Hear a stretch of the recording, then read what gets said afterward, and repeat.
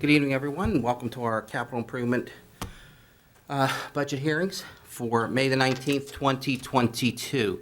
Mrs. McIndy, roll call, please. Mayor Griesok, Mr. Hizzy, Yo. Mr. Poach, Here. Mr. Stevenson, Here. Mr. Wolfram. Here. Mr. Adams, Mr. Williams. Here. Mr. Biondo, Here. Mr. Little, Here. Ms. Rock, Here. Mr. Hugus. Here. All right, thank you, everyone. Appreciate it. We open the first part of this is our anyone that has any public comment on any of the capital improvement program issues that are in place. Seeing none at this point in time, I don't give much time for our colleague, Mr. Robinson, to get up here, but we can move to the department heads question and answer piece. Well, Jim, just anything else? FYI, I put some handouts at Council Station, and I will explain what they are when it gets to me and Josie. One is this picture of a monument sign. The other one is an email from LGA Architects, and which goes back 2 years ago, and the other one is a couple spreadsheets on some different ideas of financing from public financial management, the colored sheet. So, and I'll explain those, and it's our term to step up to the plate. Okay. Well, first listed up is Jared and Monroeville Municipal TV. Right. He's on his way up right Yes, now. he is. I assume Jerry's on his way up. What sheets are you looking for? And then, Hopefully he's not stuck in the Paul, elevator. Paul Estock and Hugus are kind of together because a lot of the Park and Recreation It's not a good person. come under, in their public works, they're symbiotic, I guess, they're together. Or they just want us to save time and be able to say Paul. Well, that could And be and too, yeah. they'll both answer too. Ah, yes, okay, so the straight lines are done. Here Yeah, comes we- our director, yeah. our TV director. Yeah, we've been filling, we've been doing jokes and things. I got you. Hi, Jared. Hello. Hola. I'm sorry, what page is Jared's on? Hello. Where are we? How's everyone today? 27 at the end there. 27, 8, whatever.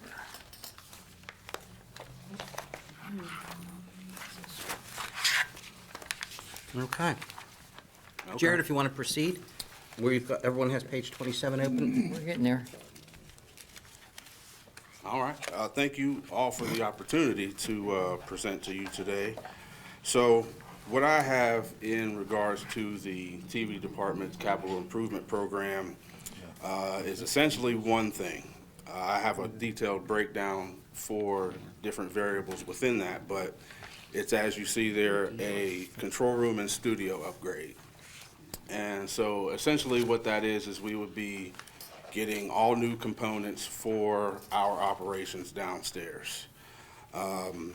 And sort of what kind of led to that was the date of our switcher. Our video switcher is sort of the hub, sort of the brains of, it controls all of our sources for everything that we do, all of our inputs, outputs, that sort of thing. So that is, pretty well old, pretty well outdated.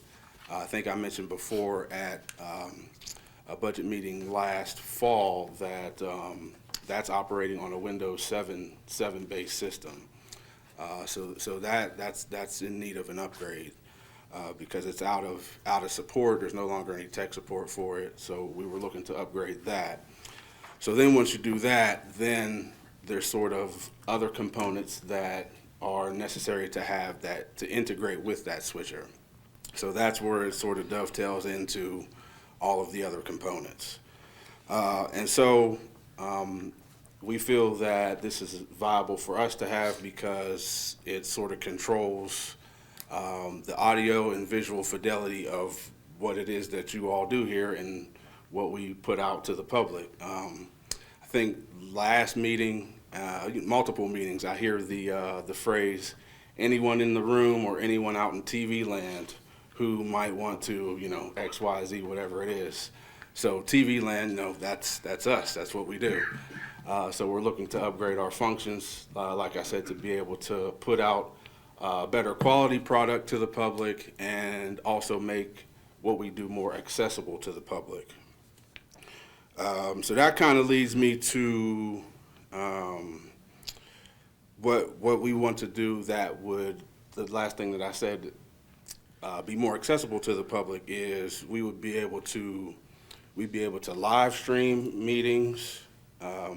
We'd be able to better integrate meetings with some current technology, video conferencing, Zoom, those sorts of things that are, popular now. A lot of other municipalities are doing that sort of thing. Hybrid meetings, when somebody can't make it, they could just call into a Zoom call. And, all of those things that I mentioned, we've, made work in the past, but it's, duct tape and glue here.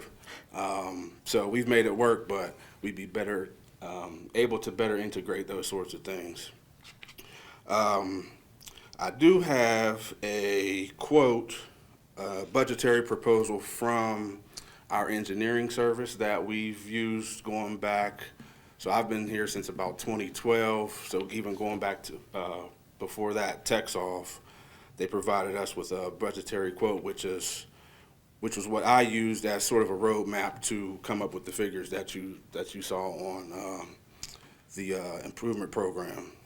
So, do you all have that budgetary proposal? No, they don't have that, Jared, no. Okay. We don't have the detailed part now. I do have copies. Is that Please. pertinent for now, or should I wait later No, we can afterwards? We can take it now and Okay. put it in our packets. So this just kind of, like I said, it breaks down the figures that you see here into more categorized format. Jared, I have a question. What we have is a breakdown of you requesting $275,000. That's correct. Actually, 203. Well, let's, is in- That's what he's let's getting get back to. to the microphone, then he'll go through that too. Yeah, that's what he's getting I have it, to. Jared, I have it. Thank you. Oh, okay, this is good. Thank you, sir. You got it, thank you. Next. I have one. Go ahead, Bob. Then I'll What probably I have a see follow-up is too. $203,000 in the '22 budget. Correct. $72,000 in the '23 budget, and zero in '24, '25, and '26. Is it possible to put some of that in '24, '25, and '26 instead of that lump in '22? right. So the short answer to that is I can't say no. I can't unilaterally say no. But the way I see it, even carrying the 72,000 into 23 was sort of a stretch because once you integrate one part of the system, then there's compatibility issues with other parts of the system. So just as an example, you get a new switcher, the switcher might not integrate with our cameras that we currently have. So then you're getting into a rabbit hole of converters and things of that nature to try to make things work. But we have a 5-year plan in probably a year and a half. Right. So it's one of those things where it's difficult. So if you open it, so if you go, the first page is just a summary of what was done. The second page on this breakdown that I just handed out to you, where it says video switcher. So that, like I mentioned off the top, is sort of what led to necessitating this entire project. So the switcher is the brains of everything. Then the second thing is manufacturing services. So that's just, labor and that sort of thing to integrate everything. Then I mentioned, the third thing I mentioned was the cameras. So obviously we'd be upgrading to HD cameras. Currently we're standard definition. So then the cameras have to integrate with the rest of the system. And it's sort of that same thing as you kind of go throughout. I think there were a couple things that I felt like could move to 23, but once you start talking about beyond that, it's just hard for, it's kind of a one-shot deal, because it's hard for, like I said, to integrate older components with newer components. Plus the fact that if you wait longer, probably the prices are gonna go up too. That's right, because I had this quote last year, and it actually went up about $30,000. And I'm sorry, the pages aren't numbered, but the next to last page from the tech piece here had a subtotal and equipment and services of 300,000. So in a way, you are breaking these up the best that you can. Well, yes, because I already eliminated something from this quote before I put it on the figures for this program.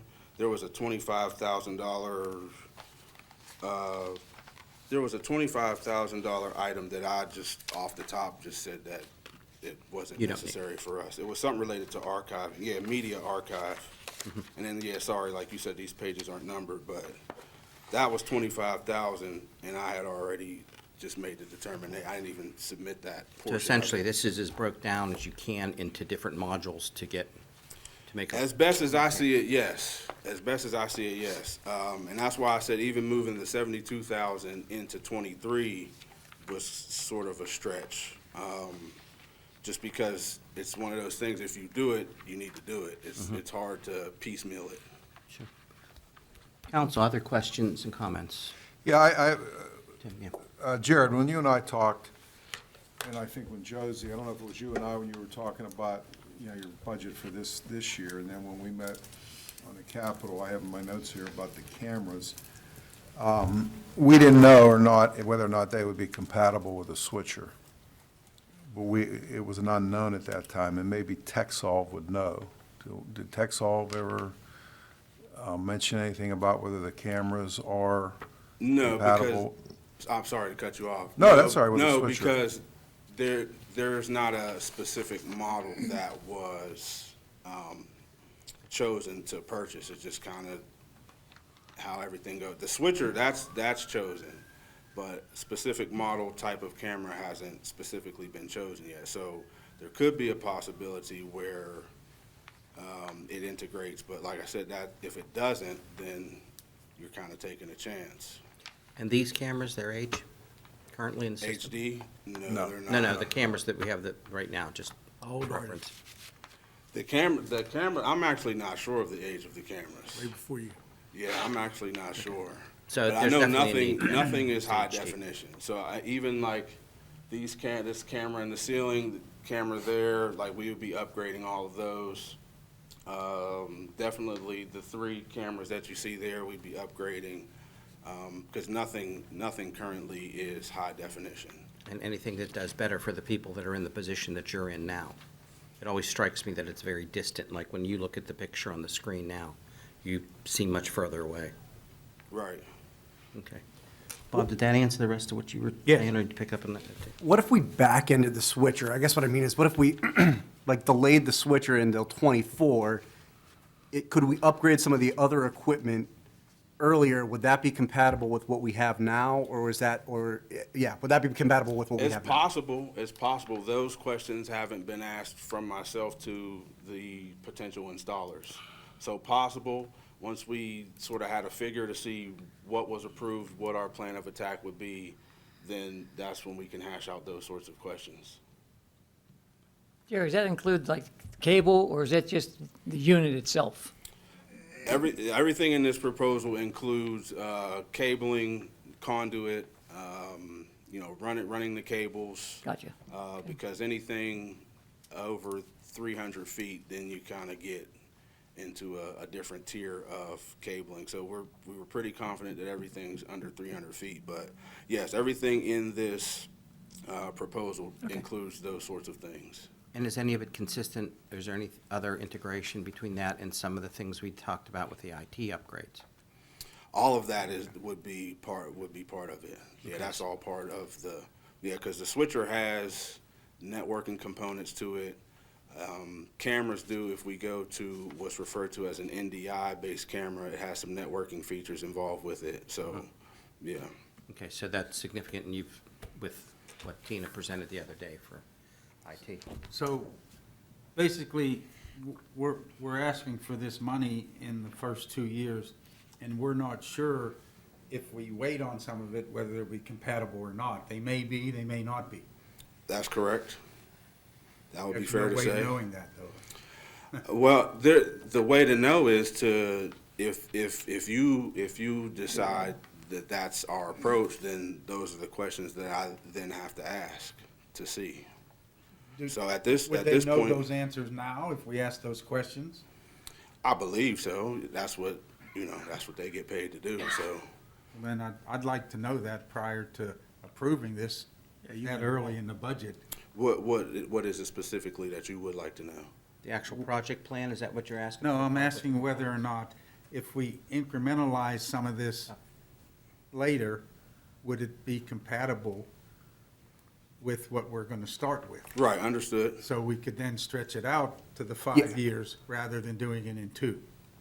Okay, That's kind of what I was right. trying to get across. Jared, what would it, say if this pass and you get your thing then, how much would we get for this used equipment? I'm not sure. Cameras have some value because the lenses retain value. Lenses can be interchangeable. Some of the coppering in the wire would be usable. Some of the other components, yeah, not sure much. Not sure much, how much value there would be. Resell it or not there then? Like a fire truck, Right. And this, Jared, you and I talked about the streaming aspect of where we're going. Not us, but where the world is going, actually, and where it already is, okay? And this would give us that capability. Yeah, the stream. right, yeah, no question. Yeah, Yeah, this would we'd give be us the up. capability of streaming. A lot of people, as we all know, how many people in here have cable? Who doesn't? I do, I'm thinking about cutting it. Yeah, I You get know, it. But I mean, because the cost is just getting exorbitant, but different people I talk to, they say, well, it depends on the apps you get, your smart TV, you get a Roku, you get a Fire Stick. Yeah. And it depends on the apps you get, you could be right back up over $200 again. But my point is that if people are gonna be watching us on TV, or they wanna watch us on TV, it seems like streaming, and that's what Jared and I have talked about it for, Numerous his times. capital for over a year. Numerous times. It's going to streaming, and that's where a lot of this is going. So it's kind of a policy issue with council. This is where the technology is going, and We would actually, what you're saying though, Tim, is in your estimate, in some cases, we would be losing audience because the Potentially. hardwire getting the potential of taking it Right. from a cable provider as opposed to a streaming application that would be gone too. yeah, you could be, and Jared could speak to this way better than I can, you could be 5 years down the road, 5 years ago, 10 years ago, people weren't streaming as much. I mean, as things move on, everybody is streaming now, just in the last 5, 6, 7 years. So it's becoming more of a mainstay of how you get your entertainment, your information, and everybody's streaming. Smart TV at home, you don't need the cable except for the internet. You get the internet, and then you get the apps, and as I said, you get the Fire Stick, you get the Roku, whatever the case might be, and an Apple box, whatever it is. And right now, if you cut the cable, you do not get Us. Right. Monroeville Municipal TV. Isn't that correct, That's Jared? correct, right. Jared I knows. got an inquiry from a woman for this month's council meeting. It didn't come from a phone call. It didn't come from an email. It came through a direct Facebook message. That's telling right there. But what she wanted to know was if the meeting was being live streamed anywhere, because she didn't have cable to be able to watch it. And I've gotten that sort of inquiry, numerous times on occasion. Jared, you would probably know this, and I'm gonna ask it anyway. If the switcher is the brains of the outfit, basically, will the cameras we have now work with that? That's what I'm not sure Oh, of. you're not, oh, okay. Yeah, that's what I'm not sure All of. right, so I was I disregarding. would say it's doubtful, but I can't say with 100% certainty that it would Yeah, not. Okay, because I was thinking maybe we could probably move that then, if they were compatible for now. Right, You'll get those answers. understood. But that'd be like putting old tires on a brand-new car. Right, that was my specific example one time when Tim and I met. That was my exact example. Tires will be coming then. Yeah, but it's still dangerous. It doesn't work with the new car. I mean, that's the Isn't point. that new tires on an old car? Nah, it's the other way around, actually. You have a new Jared, car Jared, with I the- want with to the- commend you on making an old beat-up system work so well. You make us look good, and most of us would have no clue it was old and beat up. But what I would say is that once you touch something that's like cancer, and you just have to do the whole system, or none of the system, piecemealing it, by the time you get done, it's going to be obsolete, and you'd have to start all over anyways. Right, But I commend you on the job you're doing for Monroeville and for council. I certainly appreciate that. Thank you very much, yep. Any So, other- Go ahead, Tim. I was just gonna say, where does, what kind of instruction do you want to give Jared here on which way to proceed? What I heard Bob say, if I was correct, is a little bit more description in the nuts and bolts of the implementation of the plan. Integration sounds like, Right. how things integrate, sounds like, would that be fair to say? Yeah, We want I to think sure if we so. can take one step at a time and it's going to work out. kind of, Well, I think and so. we don't know that yet. Yeah. He has all the time to find out. Yeah, we do. Yeah, I'm not saying I'm against your proposal. Yeah, I understand. I understand what he's Yeah. talking about. Yeah, so, and I think, All or nothing, or Yeah, we're on the same page, I think. okay. I mean, stating the obvious, I mean, we're, in Jared's eyes, more than anybody's up here, because he knows the business, we're kind of behind the curve, maybe, of getting those people, younger people under 40, you know, I say under 40, you know, because a lot of those I'm people a newly minted 40-year-old. yeah, are 2 weeks ago. streaming, all right, and they don't have cable. But as we all know, a lot of the people that works our council meetings, most likely are people that are over 50, 55, and they're older, because you get older, you start paying attention to what's going on in your local government. When you're younger like Jared, you're raising a family, you don't have time to pay attention to it. But if we want to capture that audience and have people continually, just not 5, 10, but 15, 20 years down the road, you know, changes would have to be made from a technological standpoint. Agreed. So, Any other questions, folks? We're good? Jared, thank you. All right, thank you all all. right, Jared, thanks a lot. All right. Good job, Jared. Thank you. Yeah, thanks, Jared. No problem.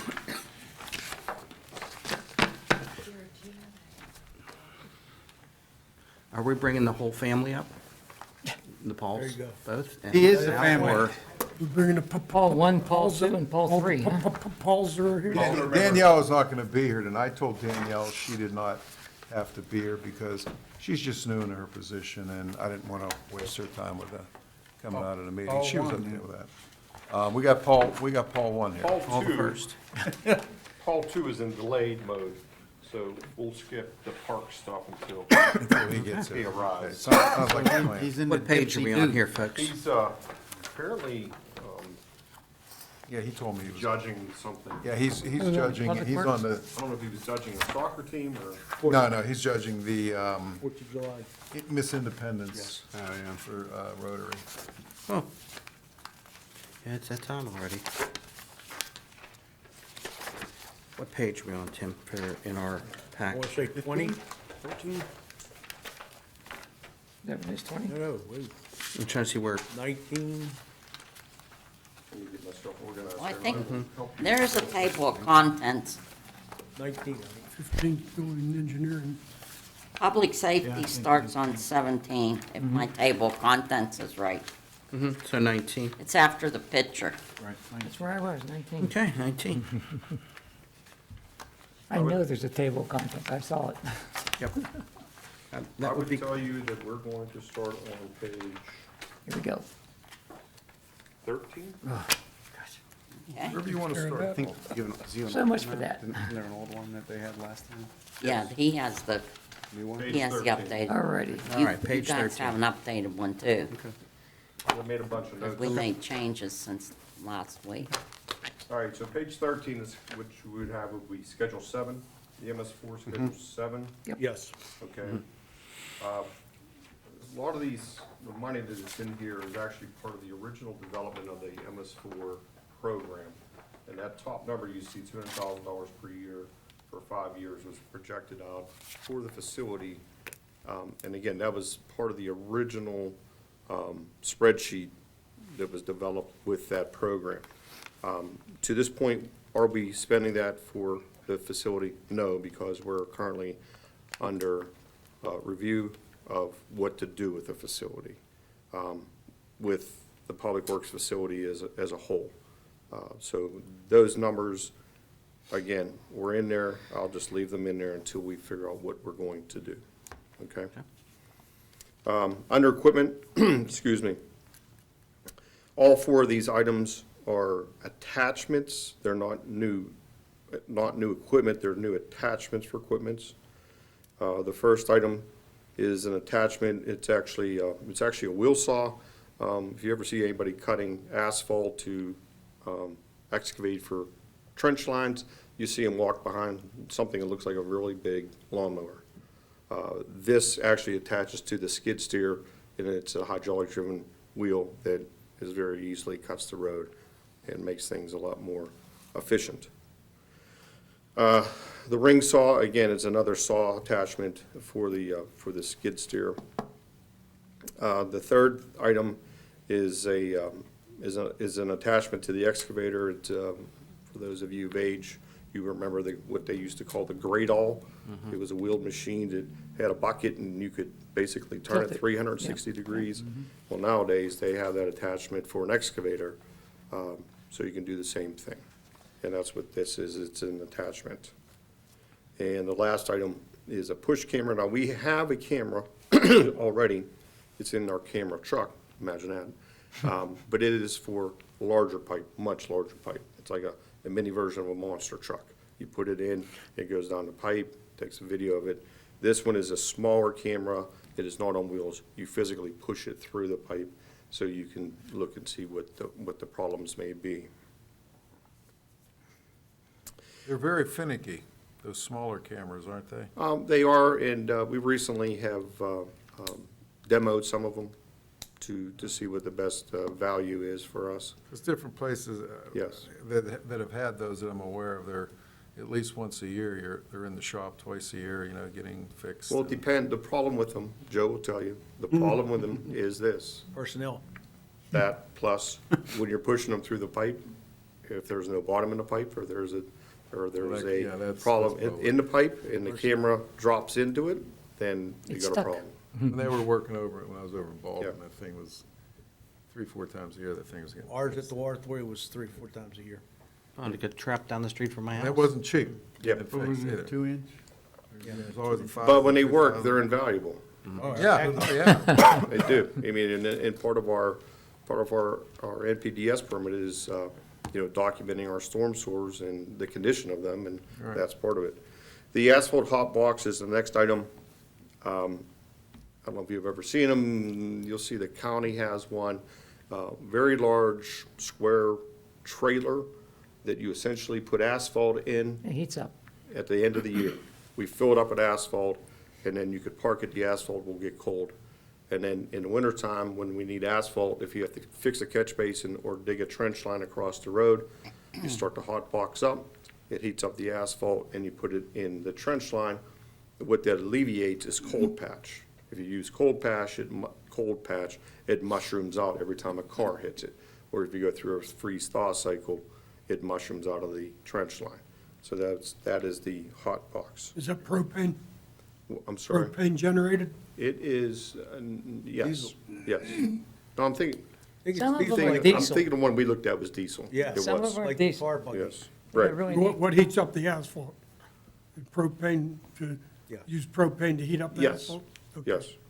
We already have one of those? A hot box? Yeah. No, sir. No, we don't. We do not.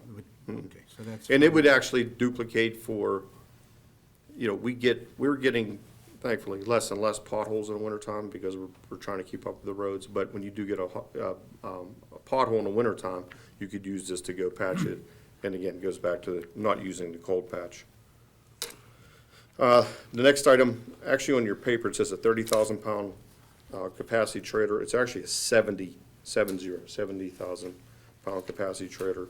And it's to haul the larger equipment, the excavator, skid steers, rollers, from location to location. That is it for the equipment. The last item is to replace a pickup truck. This pickup truck, actually, we took from the engineering department when we created the MS4 division, kind of extracted it out. And it's a 2009 Chevy Colorado. It was one of the gas-saving vehicles that a prior council wanted us to get, and it's horrible. It has 70,000 miles on it. It's in bad shape. So we're gonna have to replace that. Paul, back up just a wee little bit. Go ahead. To the 70,000 Yes, capacity trailer. Yes. What do we have now to haul that equipment? we do have a trailer, but it is not that large. Okay. It is It'll big haul enough, the it's big backhoe? enough that we can put the big excavator on it, but it is not big enough that we can put two pieces of equipment on it.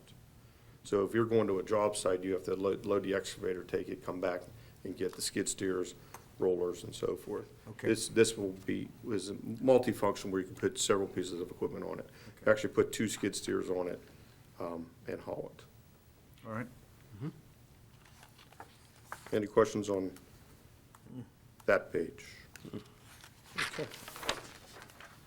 The next page would be obviously 14. Not all of this is mine, but I'll just jump down through to talk real quick. I think you guys talked about the 15 rooftop units for the municipal building last week. Is that correct, Tim?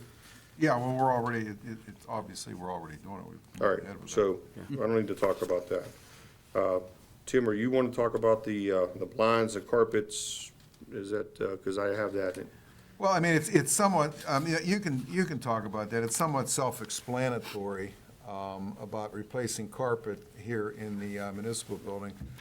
I was talking to Mike Strong about that we were talking about sundry of things, because we had a drill in here the other day, yesterday, for mock drill for the fire alert system. We had, and anyway, I mean, the carpet, I think, as I look at this, is proposed for 2023, but I think that should be pushed back, because if you're gonna do any kind of work in the building, obviously your carpet should be the last. Yep. So I think that should be pushed back. Well, divided into two, you might want to consider doing at least the second floor, the first floor, not do the police level. It would You know. depend on what we do. Right. Yeah, depends on what I we mean, do. because this carpet is getting tattered and the carpet upstairs is getting Yeah, tattered. it depends on what, I mean, down here, if we do things in the vestibule or down at the police, you know, this was cleaned, what, 3-4 years ago? We I brought think a, you could clean it tomorrow and you couldn't tell. yeah, it was, Well, it's original, is it Yes, not? It is. So I mean, 21 we- years old. We moved in 2000. and this carpet has held up well, 22 years. I think this carpet has held up well Yeah. for the traffic. Okay. All right, moving down, the old stone church. The bell tower is scheduled to get repaired in June of this year. I don't necessarily know that $50,000 will be needed. We develop the plan that we're gonna do it internally. I know there was some money dedicated to it, Tim, from the Monroeville Foundation, or Visit Monroeville, I'm trying to remember. who it was. That was Visit Monroeville. Visit Monroeville. Yeah. So there was some money there. So I really don't think that the 50,000 is going to be needed, because we're gonna do the bell tower repairs in-house. The basement stairs, we're going to do in-house, and the box cutters, we're gonna do in-house. On those box gutters, Yes, I find it was always better to get rid of them and put hanging gutters on there. Is there a reason why we want to keep the box gutters? yeah, because you wanna keep the characteristic of the old stone church. exactly. If you change those out, first of all, if you change out box gutters to standard gutters, I mean, it's not an easy project either. But job. if you wanna keep the characteristic of that church, Right. I think you gotta keep the box gutters. Yeah. Okay, thank you. I mean, that's my opinion, Bob. I mean, Yeah. you could Yes. tell me differently. Nope. The only money that I would definitely keep in there is the carpet. We would have a third party do the carpet, we would not do that internally. Well, you'd still need money, even though we're doing it internally, We do need some money, that's correct, but, Yeah. you know, so we with just the, can't get rid of it. with the change in staff that we've had We have the talent to do that internally. And then whenever this was developed, we didn't have that, and that's why a lot of these numbers are in there. That also, if I recall correctly from past ceremonies, which COVID, disrupted, that's pretty old carpet too, is it not? It is. Yeah, it's It over is 10 carpet. years. It is in the sanctuary, it's not under the pews, it's in the aisleways and up on the front. Nothing downstairs. It's kind of a odd shapes to it, so it'd be more of a difficult carpet to install. Can you attach a different number to those Absolutely, 3 items absolutely. for us? Mhm. Thank you.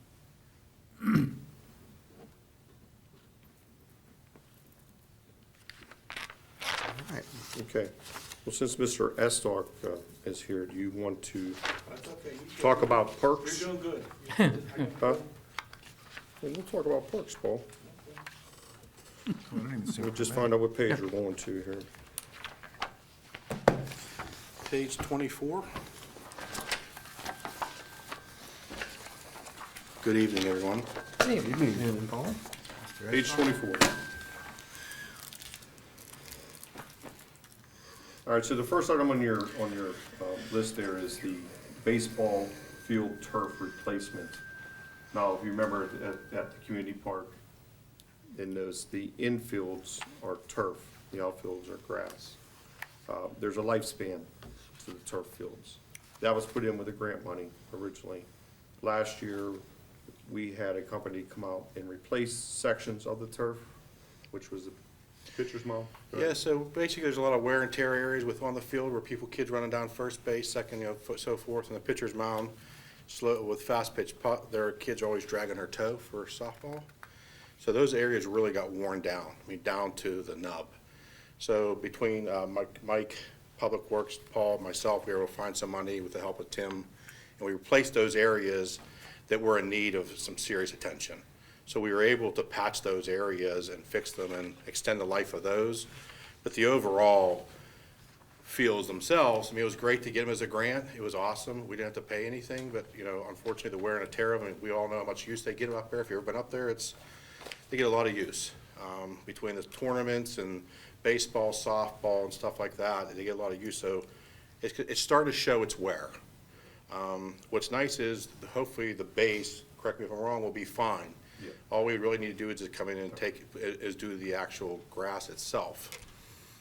So based on that and the current price, that's the number we come up with, around $300. 300,000. 300,000, yeah, $300. $300, I'll get out my checkbook. Let's go yeah. for it. 300,000, go for it. Where's your 300? That's in. Obviously, those fields get a tremendous amount of use, so, and I don't see it diminishing at all, right? No. I mean, it's just gonna continue. So it's something that we need to really look at. And again, and we projected out to 26, and that was based on a recommendation of the turf manufacturer. Okay? The next item is the walking paths. We did project $25,000, and if you remember, in the road resurfacing program, I put money in there to do some of the neighborhood walking paths, neighborhood parks. That did not include the community park, but then again, the community park, as Paul and I talked today, probably gets the most usage of any of the park with the walking paths. So it's something that we need to tend to. Monroeville Park West 18-hole disc golf course, that project is complete with the exception of the tee boxes that they did not want us to put in until the fall of this year. So there'll be actually 36 tee boxes that have to be constructed, and we'll do that internally. But Paul has the money for that in his budget, so we can delete that number off. We do not need that. The 13,000? That's correct. You're getting somewhere. Dipsy doing it right through there, There you Bob, go. right? Yeah. It's a technical term. Yes, engineering. We got another one for you, Paul, coming up. So. Okay. Any questions about that? All right, the next one is the replace 20 doors and closers at the bathrooms, the concession stand. Again, you gotta remember, we started putting this program together 2 years ago, so there's some things that we've actually accomplished. So a lot of the closures have been replaced. They had to be replaced, so we replaced them. The doors have not, so we're going to have to replace these doors next year. If anybody has an opportunity to go into the bathroom, you'll see how heavy those doors, those are steel doors. I just think over time, because of the years of settling, they've shifted and stuff, and the doors really are just, they're tight, and we really need to address that issue. And again, age, where are we with age now? Over 10 That years? park was built in 2005. 10, yeah, at 5, and 6. active 5, 6, right? 5, 6. Yeah, so all of it's showing its age, you know, it's starting to show its age. The next item is fencing repairs / replacements. Now, there's $100,000 in there, and this is for not in one individual park, but the various parks. Our neighborhood parks are not in good condition. They have been neglected for a lot of years, and it's starting to show wear and tear. And one of those components is the fencing. You got fencing around the court surfaces, you got fencing around the fields, you got fencing Kelvington. around the perimeter, and a lot of it needs to be replaced. Now, we could do the work off of our commodity bid, so we don't have to publicly bid it, but we need to allocate the money to do so much per year to do that. And what's basically happened is even at the bottom, they're starting to curl up, you know, the backstops and everything like that. Again, they just need attention. Those are probably, 20 years, 25 years, we've not even touched them. Correct. I mean, probably minimum, and it's starting to show its age, you know, so fences at the bottom are curling up, we're starting to get things like this, and And a lot of these things that we're gonna talk about coming up, it's redundant. It's just, the municipality has not put the time and work into the neighborhood parks, and they're showing it. I mean, we have a great community park, we put a lot of emphasis on it, but the neighborhood parks are not. We rehabilitated Evergreen Park last year through a grant. Now, Public Works went in and decommissioned the park. We had a company come in, put new play equipment in. Public Works went in, poured new concrete, asphalted the walking paths, put the play surface back. So we saved a lot of cost that way, but still, play equipment is not cheap. So moving on to the next section here would be the play courts. Let me ask you a quick equipment question too, because I believe last year, through your operating budget, we started on the funding for some of the handicap pieces to do that too. That's correct. So that's in reference to schedule to do the rest of the facilities, correct. to be able to apply ADA compliant, no, compliant or accessible, I guess. Accessibility. Accessibility, thank you, for the equipment in all the parks, so it's spread out. Yeah, I think we covered quite a bit with that We last did. time, that last round, but again, we can always do more. I mean, we're just like one particular apparatus is in each park. But nowadays, everything is more, we're trying to get it for every kid, you know, to be able to go out there and play. So one item, if there's 4 or 5 kids at one item, you know, they're waiting, you know, so there's always opportunities. And part of what we found too with Evergreen Park was, you got new apparatus on a grant, but when you come out and you lay it out, the footprint that it's in is not adequate. We actually had to enlarge the footprint. You had to take out the timbers and make it bigger because your fall area was not big enough, or your separation between apparatus was not big enough, and it wasn't to the standards that it should have been. So when you do that, you know, there's some manipulation, and that's fine, we can do that manipulation, but that's part of it that you gotta do. You know, we had some requests to enlarge or add some additional, play equipment at a certain park. There physically wasn't a location, nowhere to expand it. So if you put in that bigger apparatus, you can't do it because of the footprint. Most of the parks, we have the footprint, but it would involve some work to do it, that's all. The next item is to play courts. Yep. Paul put down on the table here some examples of the play courts. Again, this is an ongoing problem. You will find this at every neighborhood park that you go to. You have discoloration of the play surface. It's either bleached out, the lines are diminished. A lot of the problems is the play surface is cracking.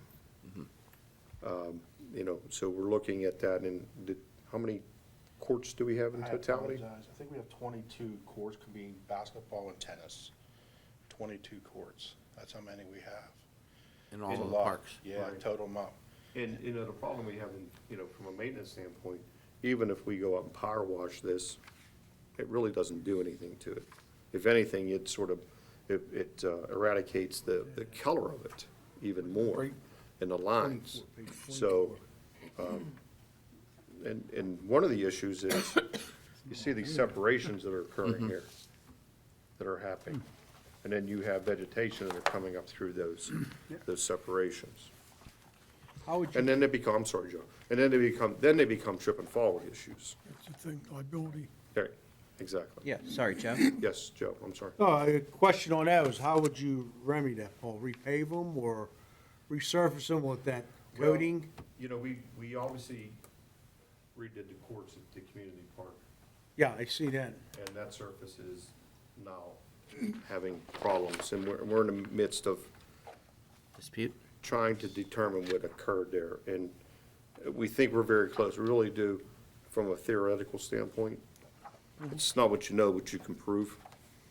And probably shouldn't talk any more about it on TV, but, you know, there's an issue there that we have to fix. But you could see a lot of this happening at the other courts too, with the spider cracks, or what they are, they're stress cracks.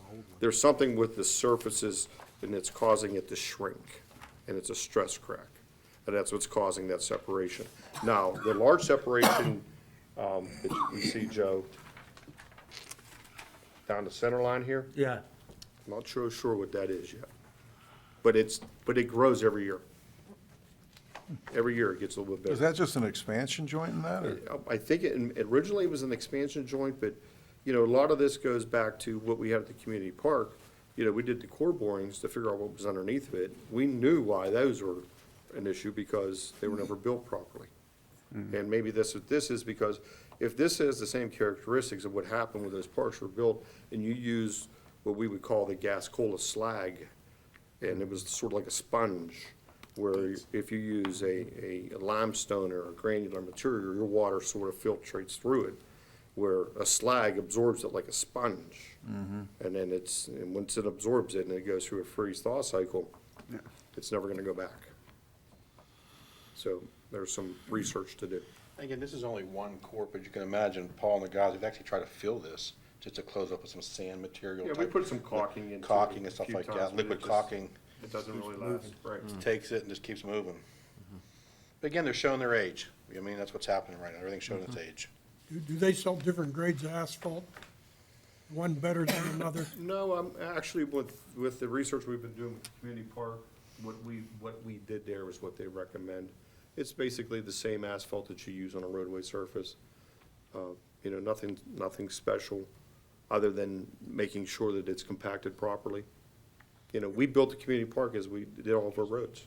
It's the It's same new stuff. asphalt instead of Right. recycled Oh, no, asphalt? yeah, we use a binder new course batch. asphalt and built it just like we did a road. Okay. And the last item is actually the play equipment itself. Again, you know, the play equipment is very expensive. We found out when we bought the accessibility swings. Not only they're expensive, it takes a long time to get it. What I would do here is look at the Parks and Recreation, our Parks and Recreation Board, to sort of give us some guidance on what parks to do. We can, internally, we could probably rehab one park per year like we did Evergreen Park. You know, we would get in late winter, early spring, decommission it, get it prepped, have the contractor come in, put the play structures in, then we would get back in and do what we need to do to finish it. You get lookers, Dennis, you got, I'm writing this down, that's, I yes. thought, okay, great. Were you talking about the playgrounds? Did I miss that? Yeah, we're just talking about how we did Evergreen Park, Yeah. where we decommissioned it, established a new play equipment, and then. This is what Evergreen Park actually originally looked like, and I was trying to find a good one to show you. But it can show, it's showing its wear and tear. The tops here, the guys have tried, they're rust. It's hard to see in this picture, but they became areas where entrapment and stuff with fingers and stuff was all rusted out. That's getting like that across all the parks right now. So that's one of the things that you're gonna ask the rec Correct. board to Yes, sir. put some boots on the ground and. Yeah, so and- yeah, obviously too, grants help, you know what I mean? Grants are tough to come by, but we're still working at it. Tim's constantly providing me with opportunities. I'm looking for opportunities. We were fortunate with Evergreen to get a grant, the Allegheny County grant, CITF. That grant has since gone away. It's a new name. Tim, do you remember what the name of that new grant is for Allegheny County? I can't recall what it was called. Anyhow, so there are opportunities, but we've been fortunate to get one every year for a couple of years. I feel like we've gone through our cycle. We might have to wait again in line, you know? That's from the redevelopment authority. Then we just got the DCNR grant for the 243 for the bridge, so that was a good thing. It's a constant, all you gotta do, keep on throwing it against the wall and see what sticks. And I think I apologize, like what Paul said, we're gonna take a look as a board and try to come together what makes sense in what order, what year, whether it's Overlook, Pioneer, but we gotta figure out what order makes the most You sense. have some assessment tools for them to use? Yes, yeah. I'm actually up with the playground maintenance program I'm on. Mike knows a lot about it. Paul, we all have some feel for it, and I have certain standards. ASTM has like they have ASTM standards and stuff. So we have to follow those guidelines, so. So you're looking at a legitimate 5-year spread out That would, program? then next cycle we'd have probably another 5, because Evergreen's probably the first one that we've touched. You logistically gotta do one a year. And if you do one a year, you're still behind the curve. It's just like we should be doing 7 miles of road a year. Sure. Correct. Actually paving. Right.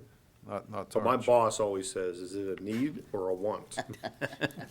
Well, it sounds like at some point it's going to be a need if it's getting dangerous. I got a 1 up here myself. Yeah, you got a lot of wants. Yeah, we got a lot of wants. Yeah, and I think these are needs. Again, unfortunately, the past is the past. It is what it is. Nobody really wanted to address it, but we really need to start addressing it now. Sure. Again, it's just, it's gonna be, continue to get worse. And I just don't wanna start shutting things down, play areas, because we can't play on them or take them away, and then it really becomes fun. Okay. Next. Paul's definitely not done. I'm done, so thank you. Well, just a little side note, I went to my first Sedlac cleanup this year, and I went into the park, and I was amazed at the use that was being done just on that day. The soccer fields were At the completely. community park? Yeah. Oh, yeah. The soccer fields were completely professional. packed. Going to Saturday. Baseball was completely packed. Yeah. Yeah. I was amazed. But I'll tell you what, if you go to even the neighborhood parks, Yeah. those neighborhood parks are, it's amazing the amount of people there now. An evening like It's a this. good thing. It is. Very much so. I always say the community park, we're bulging at the seams right now. There's so much going on up there. And unfortunately, with that comes incidents and stuff like that we're working through. That's why the cameras will be a big value to us. A lot of things are going on in the park, so we're going through an email right now, Paul and myself. It's crazy right now. Things are going on and the way kids act nowadays, but it's a part of the process. And I can tell you, the old theory, you build it, they will come. When we rehabilitated Evergreen Park, Dennis can tell you, what happened when it was completed was unbelievable.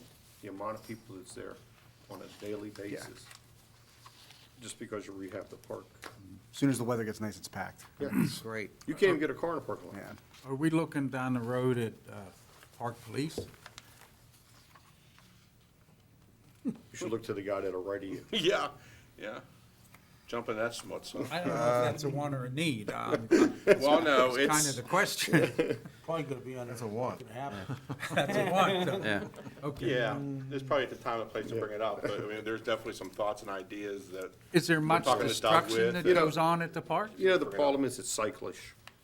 It really is. Every few years, I mean, you get a group of bad kids. They'll do damage to the park, and then eventually they grow up and they move on, and then you'll be okay for a decade. And then you get another group, and then it just goes from park to park. It's not predictable, that's for sure. So then the answer to my question is, don't ask the question. we love the Well, question. Well, not I mean, in we love the capital, question. not in capital, I maybe think in that the operating. cameras are a great idea. I mean, obviously, they're expense to put them in. Who's gonna monitor them is another question. Right. I mean, there's a lot of parks. I mean, if you put them in the dispatch center, I mean, they got enough TVs and monitors to watch down there. Yeah. Let alone every single park. I mean, maybe the community park would be one that they could, because Or at just least of the access, usage of it. you know, I mean, retroactively to problems or whatever, it Right. becomes a tool, not so much, you know, active to. Monitoring of it more than yeah. And a good place the reason for the dispatch center is a good place for it is when they've been called into something, they can switch to get to it and provide more information too. I think So- visibility up there is a big thing too, you know. More often, police, they're always through there if they get going through it more often maybe. But they our are through data there. storage is also, is expanded a lot too, so our ability to Right. to retroactively get back to it, we're not, trying to integrate it as opposed to having air-gapped, video recordings on VHS Yeah. tapes. Boy, that Betamax, I was glad you finally got rid of that, The Paul. community park has cameras. Yeah, They're right. just obsolete. Right. They don't function anymore. Right. But they're there. I don't necessarily know that you can even salvage anything from it. Where are the cameras up there? They're on some of the light standards. Okay. Outside the, Because There's they, one- Amphitheater. At each entrance, when you come in, you can Yeah. see a camera there. There's one off the building.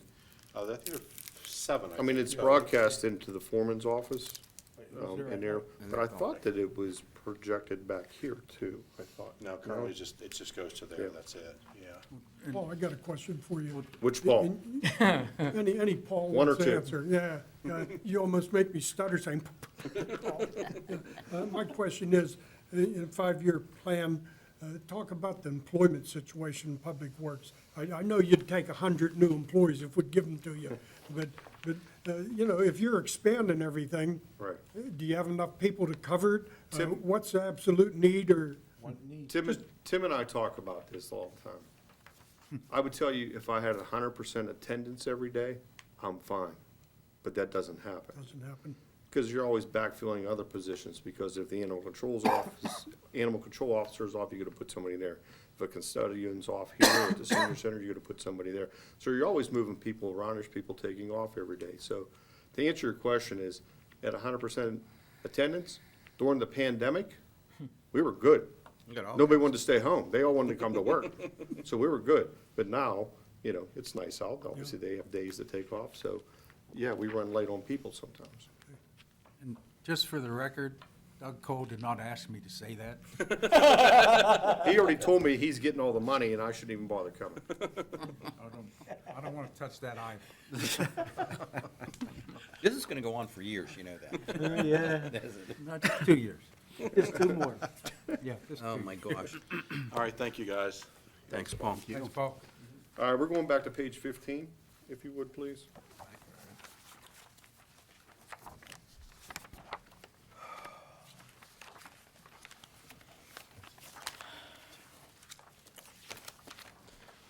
There's the one item on there. It's a multifunctional plotter. It's in the engineering office upstairs. It is a wide format scanner, printer, copier.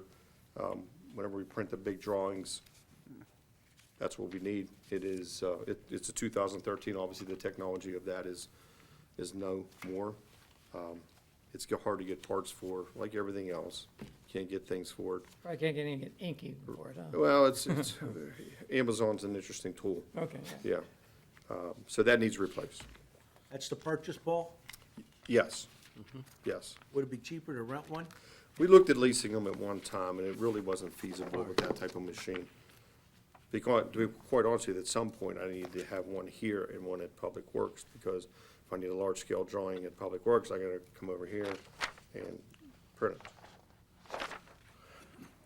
All right. There's a solution. Page, Josie tripped me up here, 19? 16. You're All right, perfect. I'm gonna be on your page 17. The Public Safety No, Training Center? 19. Page 17, let's see, that's right, that's all public safety. Doug already talked about all that stuff. Good. Yeah. Fantastic. I got Public Works on page 19. All right. Page 19. Doug gets Safety, yeah. 42 police cars on, okay, that's done. 15 new officers. We'll give you a dog. What's that? We'll give you a No, he wants a couple dogs, doesn't he? We'll give you a garbage sniffing dog to catch these dumpers. All right, we're gonna be on your page 19. The first item is the annual road paving program. I know there's 2 million, again, this was developed 2 years ago. I know there's 2 million in there, typically it's 1.5, so we took the 1.5, we escalated it each year based on inflation. That's why that number rises. Second item is replace 2,000 lineal feet of deteriorated guide rail. That's another item that has not been done. There's a lot of areas. We used to do that all. Abers Creek Road, right? Is that what you're gonna show? No.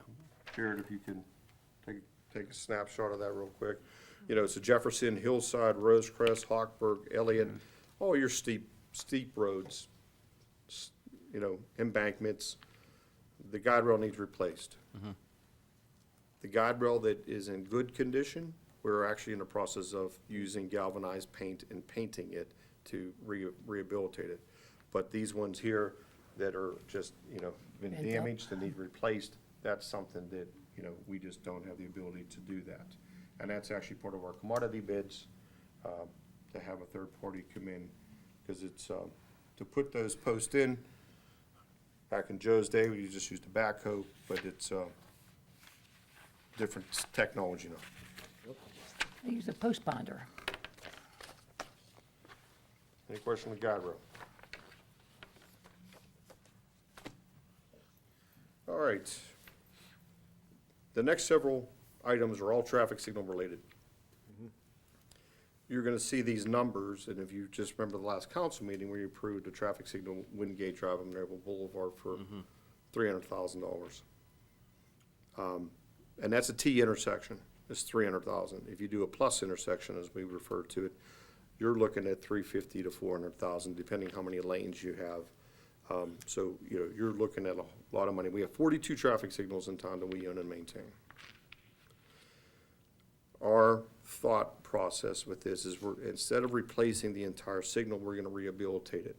When I say rehabilitate it, if you go past Haymaker Village last year, we painted, galvanized paint, we painted the poles themselves. They look like brand-new poles.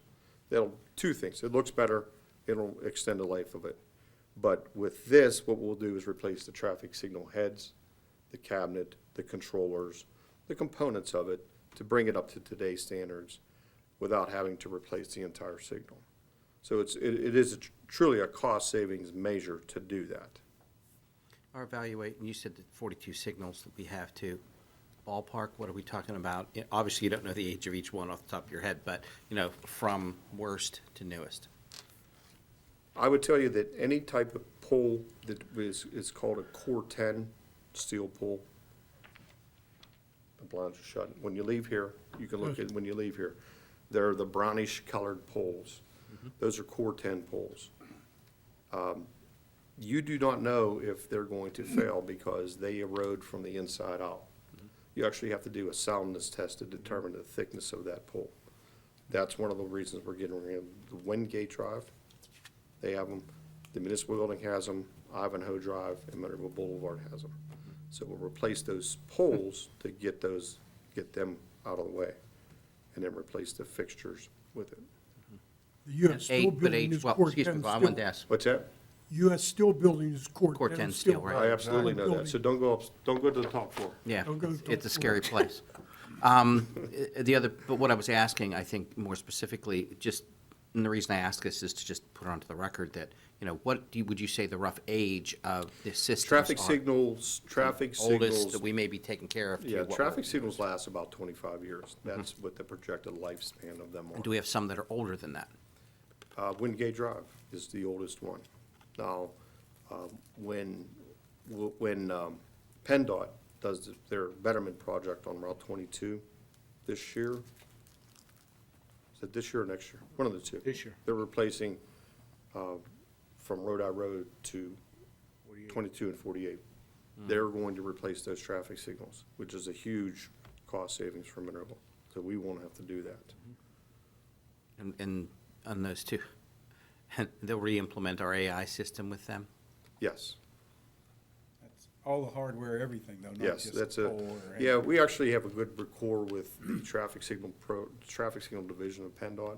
So we've already discussed the logistics of that and what gets replaced and what doesn't. Opticomms, obviously, Yes. okay, and then also the improvements for them. I don't think there's really any intersections that are missing What, the Opticomms. emergency preemption? Right. Yeah, there are a few signals. Broadway at Haymaker Village, those two signals, I don't believe have it. You know, and we're getting away from the 3M products and using a different product now. 3M was just, it was too costly. We found an equivalent to it. So it And works the just as well. standard for the operation of them are the same absolutely. now, too, Yep. so to do that for the units. And that technology has changed too, Right. with the emitters versus even the confirmation lights used to be those little floodlights. Now they're a full 8-inch diameter blinking light that's more prominent. So those traffic signals are the ones that we're looking at. The Monroeville Boulevard Wingate, which is the one that you just talked about, we have the grant match there.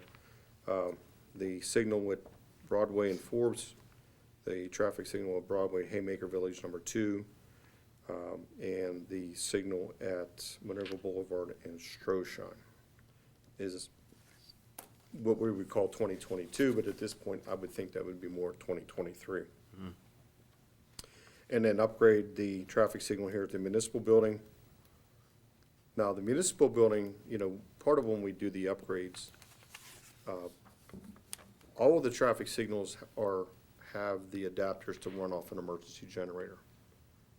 We're still in the process of putting batteries in all of them, so they would run uninterrupted on the batteries until the battery life goes down, and we'd have to put a generator on them. But not every signal has the batteries in it, so that was part of the program too. So there's a UPS. Yeah, so the With each of the UPS, and the UPS base is based on how many signal heads, how many bulbs, how many directions. So the high school intersection would actually draws the most.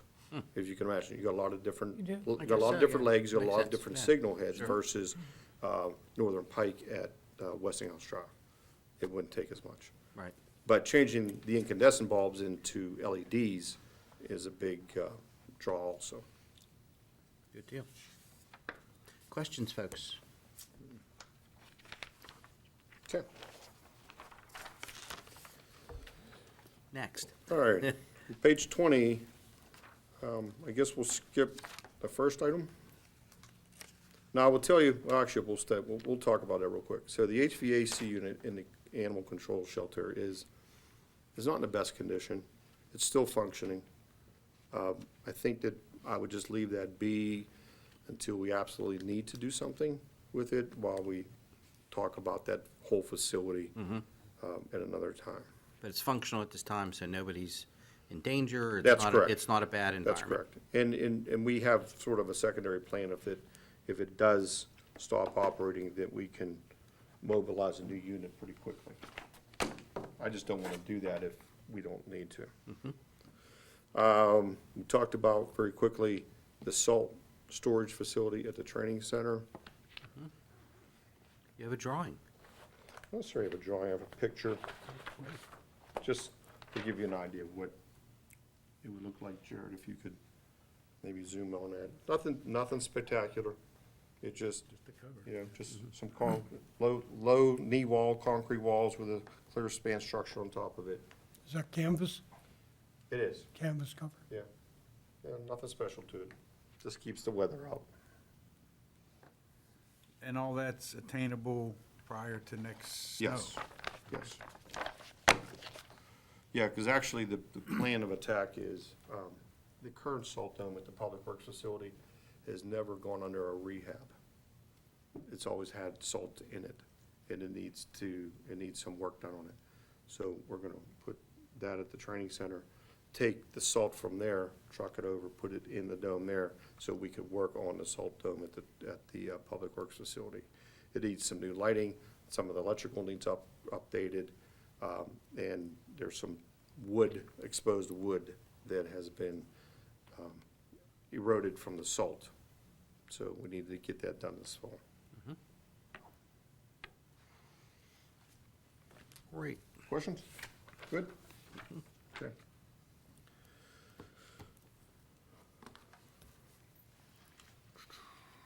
Building security, that's not me. Okay. Next.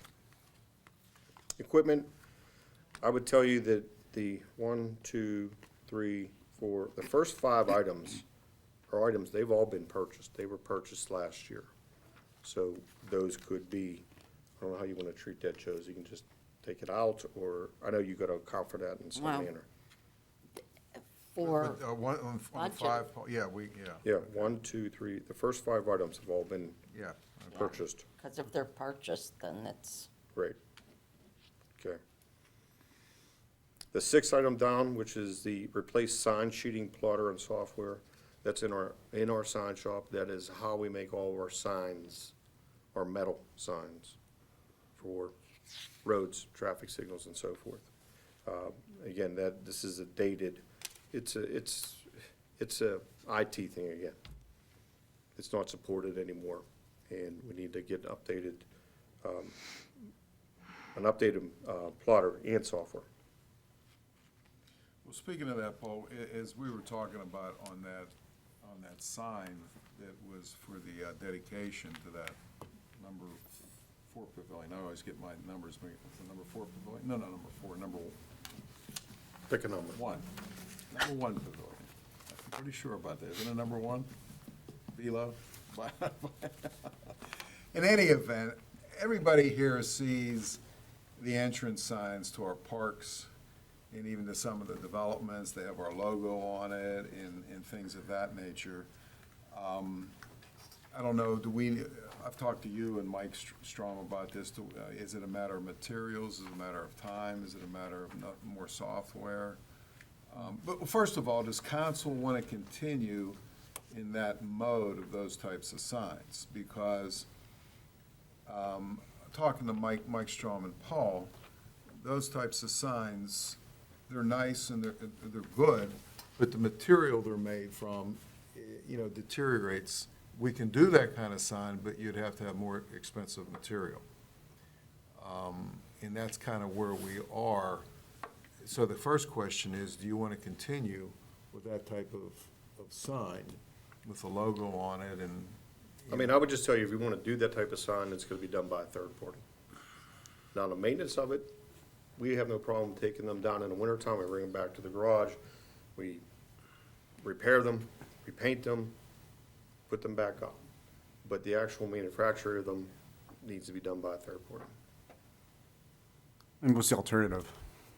What's the alternative? Yeah, I mean, there's sign companies out there all the time that will make the type of sign that you want. It'll be a better product, it'll last longer. To essentially take the, I don't want to jump too far ahead here, but essentially take the sign-making capability and. No, when I Take the say wood- we have a sign shop, we make street signs. Right, Right. and that's it. Not decorative park signs. And we still currently subcontract the actual manufacture of those out. No, Oh, okay. the issue became because the gentleman donated a lot of money to the community park, he He wanted the donated, sign put up. yeah, he donated $5,000. And if, thought it I don't know was if you, for the naming rights, which is what we have under ordinance, for the naming rights to a pavilion or, putting bricks in sidewalks and things of that nature. So the sign that was up there doesn't match for instance, where it says the Paul Mary sign, which is number 4 pavilion. And I think personally that they should match. But you've got to make a decision on what you want to do. Now, Paul and Mike are telling me it's labor intensive. We have done it, in the past, but Paul's belief is that the labor is too much and the material's too much to be efficient. It would be better to do it on a third party. Now, because the gentleman donated $5,000, I thought it was 10. well, it was 5. It was 5. He was going to donate another 5 or something, but he did not, because I talked to him out in the hallway. He donated $5,000, and I think he should get a good sign to have that dedicated, to his wife and his friend that passed away. So it's costing us right now about $1,400 to get a similar sign that is up there. And that's, to me, that's okay, because he's donated $5,000, he should get that. But moving forward, as those signs deteriorate, if we want to put up a decorative sign, as Paul's saying, we're going to do it by a third party, because his recommendation is that we have done it in the past. In fact, Kenny Cousins is the one that did a lot of that, if I'm No, not he didn't. mistaken. No, he didn't do that? No, I thought he did. don't give him credit for that. Well, who did it? Mike Strong, Oh, did Mike do it? Okay, Yeah. we'll give credit to Mike Strong. right, that's better. Okay. I thought, because I was down there a couple of times, I saw Kenny working on it. Well, he'll take credit for it, believe me. All right, but in any event, But those specialty signs don't happen that often, that's the other thing. You don't wanna, the sign shop has a lot of stock of, because we make a lot of signs, street signs, Yeah. signs for the traffic signals. But if you're making 1 or 2 signs a year for specific signs for the parks, we're not gonna keep all that material there. And that's what we're talking about, 1 or 2 signs a Right. year. Exactly. Yeah. If they're specialty signs. So would we better using porcelain instead of Well, the, we're investigating different versions, and part of the discussion was there should be a standard. yeah, that's what I'm looking for. Yeah. There There Right should be a now, we standard, have a okay. standard. You're gonna donate X amount of dollars, and this is the sign you get. $5,000, this is the sign you get. So we don't have people coming and going, I don't like that sign, I want that sign. Add that to the ordinance? Right. I don't know. Okay. It'll be like a menu board. X amount of dollars, you get this sign. X amount of dollars, you get this sign. Guys, can we back up for just a second? When we were talking about the equipment, there were 5 items you said we already have. Yes, That came to $146,523. Does that come out of this now? Yes. Okay, Yeah. thanks. I already have it, I don't, Yeah, I don't want to give it to you again, all right? it's monopoly money. Well, wait a minute, Doug said just put it in a different account. Oh, 2 more cars. Okay, thank you.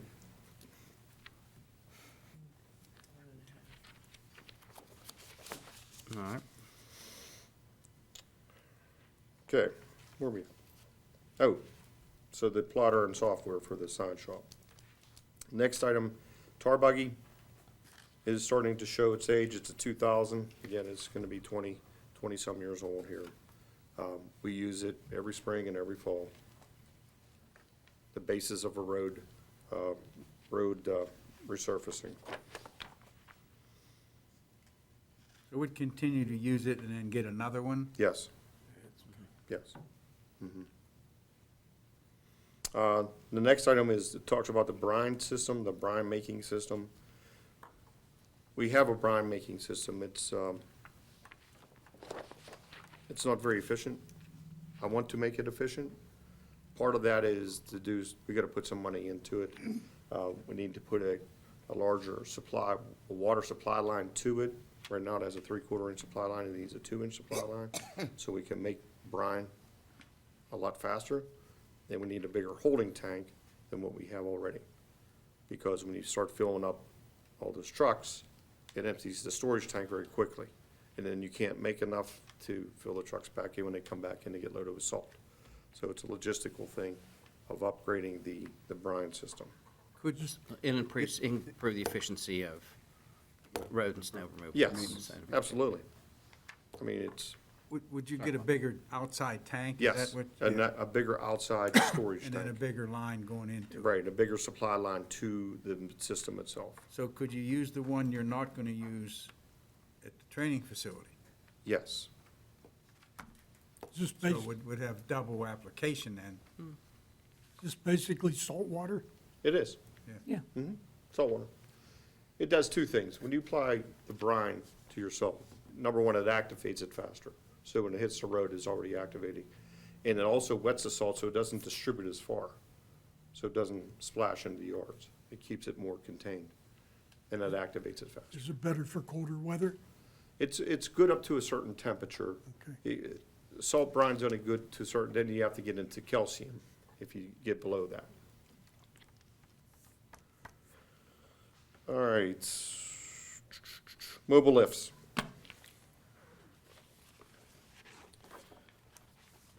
Don't we rent a lot?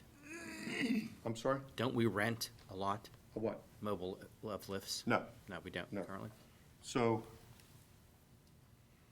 I just wanted to show Oh, you pardon me. what I was Different talking about with a apparatus, mobile not- lift. All right, so Fine.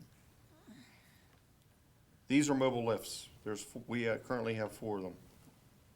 We use them to elevate the larger vehicles. We only have 4 of them. They're actually quite interesting and quite scary, to be quite honest with you. You ever see a truck hauled up by those and you look at it and you go, hmm. Anyway, they work off of Bluetooth. So you have one master and it tells the rest to move uniformly, up and down. They're very, very unique. The problem that we have is we only have 4, and we need more, 2 more. So what happens is when we have, this is the ladder truck, number 5's ladder truck. And you could tell, so we have an in-ground hydraulic lift in one of the bays. So when you use the hydraulic bays, you got to use all 4 of these on the ladder truck. And that's fine, but the problem is when you get to one of these guys that has multiple rear wheels to it, you need more than just 4. Because just take this off the hydraulic lift, because a lot of times this is occupied, and you need to lift this truck up. You need 6 of them to lift it up, not 4 of them, because of the weight of it.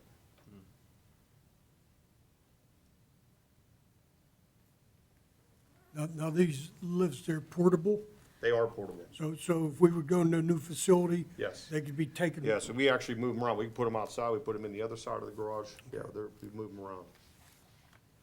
They're quite interesting tools, to be Are honest with they, you. how do you move them around? Are they motorized, or No, do you have to do they're it on with wheels, we just forklift? push them.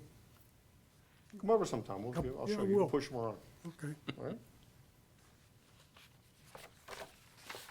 Well, it seems like you would need 4 more, and I don't want to push the issue here, but if you got 4 already down, you're asking for 2. You had Right, another so- big truck come in, wouldn't you need 4 more? So we have the big hydraulic lift, Yeah. so you can lift with one of those. And Okay. then with the 6, then we can get another big truck off the ground.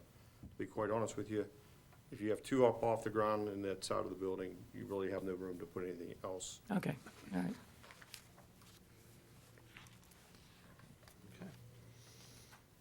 All right, mobile lift, sorry, wing mower. 21? 21. So it's 21 on your wing mower? It's 21, Let's yeah. see. Yep. Josie changed it up on me here. Yep, you're page 21. So the wing mower, just so people understand what I'm talking about with a wing mower. These are wing mowers. Tractor. There's 2 of them at the community park. Astock would know what that is, because they're at the golf course too.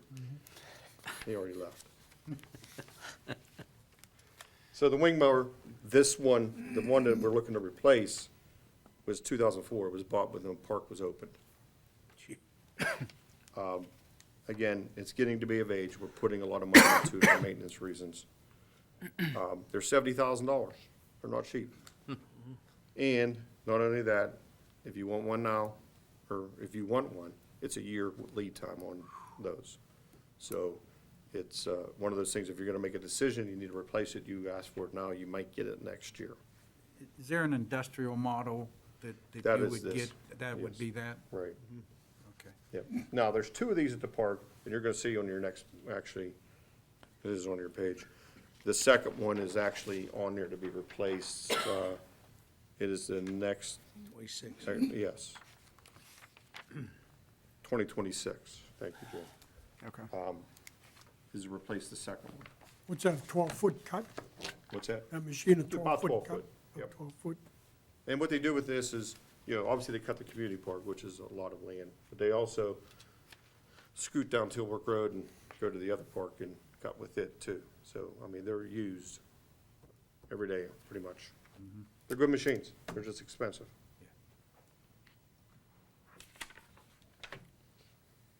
You can still get parts for the one you have from Toro? We can't, well, excuse me. You can get parts, you gotta wait for them though. Right, but We had to rehabilitate that one, and we waited about a month to get the parts. Yeah. that's gonna be We the really same. gotta think so much further ahead now when you're doing this. And we got things tore apart in the garage. We tear them down, pull them outside, put them on crates, put them next door. I mean, they're just laying around everywhere now, just waiting for parts. That would be the same thing with the new one, if something happened to it, Yep. you're still Yep, it is. parts poor, yeah. The next item is, we have a 2000 backhoe. 590. Yep. I have it projected for a 2025 replacement. And yes, that's the price tag on them. No. No. Well, actually, I projected that out a little bit. Did you? Yeah, so the one we bought in 19 was 128,000. Again, the one right underneath it is the other John Deere wing machine. Underneath there, we have a 2000 skid steer that's gonna need replaced. And under there, a 1992 forklift. You ever wanna see something that looks like it come out of the Herman Munster age? Come over and look at that thing. It's used every day, too. It's funny. What's the difference between the Toro replacement and then replacing the John Deere, one 70,000, the other 78,000? It's inflation. Should they be Is that the same? inflation? Inflation. Yeah. They're just different years. Yeah, it's Oh, so you're 5 going years out. 5 years out, Yeah. Correct. and 8,000? Right. Okay.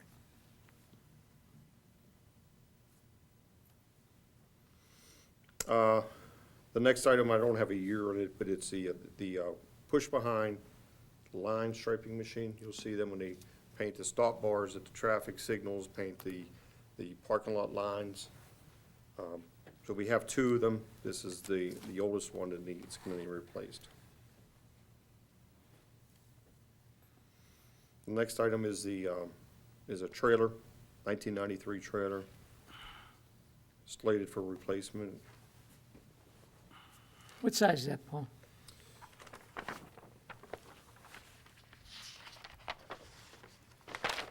Twelve by 16 or something? No. Bigger? It's a tandem axle, Oh, okay, that's why it's bigger. it's a tandem axle trailer, so it probably, Carries your roller. yeah, it's a roller, it carries a roller, so, you know, it's Okay, probably a alright. 20,000-pound trailer. Okay.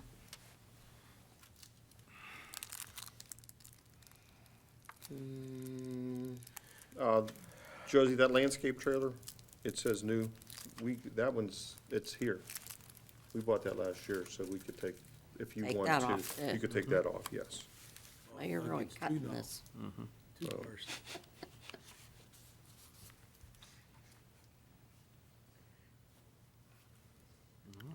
Alrighty. Next item is the 2009 Motrim.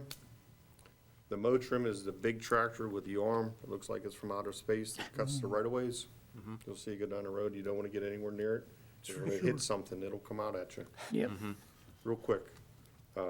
So it is showing some wear and tear. The zero-turn lawnmower, it's, again, at the community park. And then the walk-behind mowers. You have new on them, Paul. They bought already? No, they're replacements. The walk behind? Yes, it says walk behinds, it says new, they're actually not, we did not buy walk behinds. So, That's a replacement, okay. yes.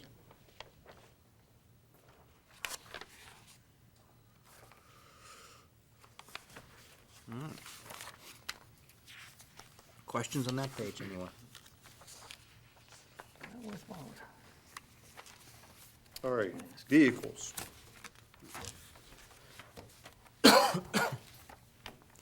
Item number one, Truck 35. truck 35 it was ordered April 7th of '21. It will be here early 2023. Yay. Yeah, so it's already been ordered. Next item one is it's purely a pickup truck, it's truck 46. It's slated to be replaced in 2025, but as fate would have it, it's on the rack today getting inspected. It failed inspection, it's gonna need about $5,000 worth of work to get it to pass inspection. And next year, it's gonna need a new bed on it because it is deteriorating. So I gotta make a business decision to him on what to do with it, whether to put the $5,000 into it or to look at a new vehicle. Even if you ordered it now, Pickup trucks are different. Okay. Sometimes you can still get them on a lot. The problem is that the dealerships, because we get them on co-stars, the Right. dealerships are not real happy to sell them to you. There's such a markdown. We got one last year. Tim signed a purchase order. He wanted me to order one for him because it was so cheap. Because the CoStar price is really good. Well, the dealerships don't want to sell, they'd rather sell to a third party Yeah. just because of the cost of it. But they are out there, we just have to find them. And it was, and it's about, it was, I think it was about $46,000 is what we paid for it. A new one. And it was an F-250 four-door. Yeah, it was a nice truck. So Tim, we'll have to talk tomorrow what you want to do with that. He still wants one. In other words, you may be requesting to move it out. 2009. Yeah, and then, and before, we use liquid fuels money, leftover liquid fuels money, Josie, we'll have to look at Or that. you could still, there's some of that available. Yeah, so we'll talk about that tomorrow. Truck 98, which is the mechanic service truck. You guys ever seen it? It's really like a oversized utility truck with a crane and air compressor, and it's actually used quite a bit. I don't know if that's good or bad, but it is used quite a bit, whether it's fire, EMS, public works, refuse, they're always out on the road with that thing. Truck 99, again, this is a 2006, and it's a big utility truck. The body's shot on it, that's the problem with it. It just rotted out. It got through inspection. I don't necessarily know that it gets through another one. And same thing with truck 44. They're both the same trucks, sister trucks. All right. I got a handout for the next one. In an effort to try to apply some sense to replacements.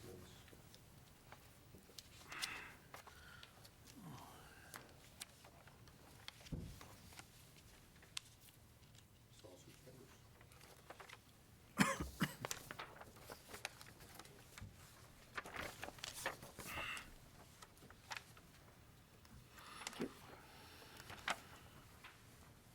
Sure. Thank you. Thank you. Is trying to put some of these bigger vehicles on a schedule of replacement. They're very expensive, and they take a long time to get. Refuse trucks and dump trucks both are 18 to 24 months from the day you order it to the day you get it. So you gotta think of these things 3 years in advance. And order them 2 years in advance of when you want it. So I try to put a schedule together here. When you'll see the first two items, truck 67 and truck 68. If you go to your second page of your handouts, if you go to the far right column, you'll see truck 67, truck 68. They're 1997 and 1999 respectively. Using a 15-year replacement schedule, they should have been replaced in 12 and 14. And underneath it, you'll see the miles on it. You don't put a tremendous amount of miles on those vehicles, but they do get a lot of engine hours on them. And most of them are wintertime hours. 67 and 68, we ordered new dump trucks in December of '21. They will not be here till January, February '23. So they have already been ordered. The numbers that you have in your spreadsheet reflect the amount of those trucks. So what I'm recommending to you is if we try to put these trucks on a schedule, that way you're not getting hit with these things all the time.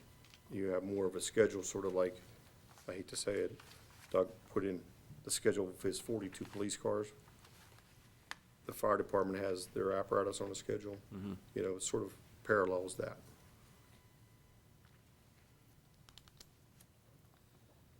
Any questions about that? I have a question on the purchase. No questions. You said that you've ordered those already and that they're coming in '23? Yes. Okay. I just am asking so I can shift that Yes. over. And that's what they're telling me, that the chassis will be here the third quarter of this year, and then they get sent to the body manufacturer, which is 3 to 4 month period. Okay. Yeah. Okay. Truck 36 is the tree truck. You ever seen the really, really big boom truck? Pulls around the tree chipper behind it. It's a 2004. The next two on your list are refuse trucks. So if you look at the handouts I gave you, I think it's on page 1.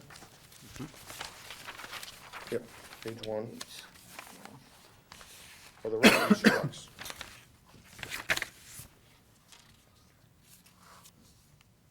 The ones that you see here, truck 48 and truck 50, again, if you look at your bar chart,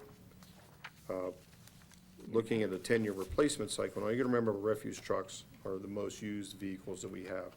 Every day. They run 5 days a week, 52 weeks a year, regardless. And we do have 5 of them. We have 3 dedicated routes. We do have 5. And that's because at some point, 1 or 2 of them are down at a time. You gotta have the redundancy built into it. We ordered 2 new refuse trucks on November 18th, 2021. Those numbers that you're in your spreadsheet reflect the cost that they were. Those have went up tremendously. 19, I bought one, it was 215,000. Now they're 250,000. Same thing, 25-yard compactors, Mack chassis, nothing special about them. When you think you're getting them in, Paul? Early 23. You know, we're staying with the same leach bodies, you know, there's Yeah, nothing different keeping about them. everything It's the just- Yep. Question about those? Question about replacement cycles? I feel like I'm the bearer of bad news here. I mean, it's pretty straightforward, Paul. Not so much bad news, it's just we know what's in. When I go into Josie's office. it's bad news. She Yeah, wants she the doesn't escape give a hatch, she shit. wants to go out the other way. Yeah, all right. Do you have a replacement schedule for all vehicles? Not all vehicles. What I have is for the refuse trucks, the 10-ton dump trucks, which are the bigger Salt trucks. salt trucks. On page 23. There it is. I took a picture. So these are the 10-ton. These are bigger salt trucks. And then the 5-ton, which is the step down from these, the smaller trucks that we use in the smaller neighborhoods. So there's a replacement cycle for those. But I do not have a replacement cycle for them, for the equipment. Okay.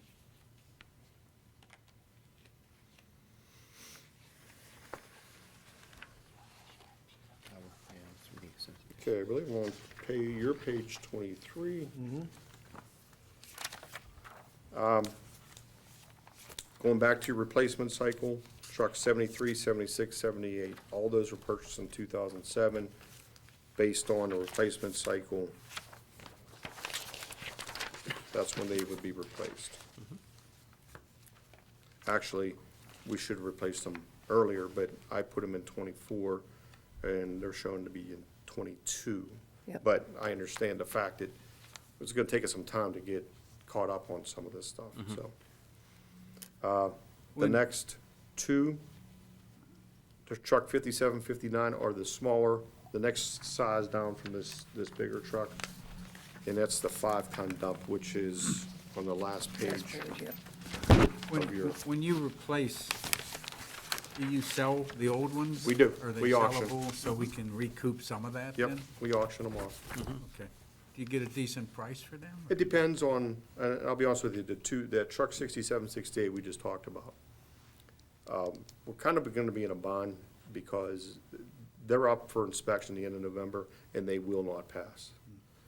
The frames are shot on them, Okay. so they will not pass. And so we're gonna be without 2 trucks from the end of November till the new ones come in. So obviously we'll have to deal with that, but. You said April You're not gonna 20 get much money for them. You said April 23, there too are probably gonna come in though, didn't you? I'm hoping that February, March, I'm hoping. Gotcha. I see them. But we're gonna miss December, January, which are our snowy seasons. Yeah.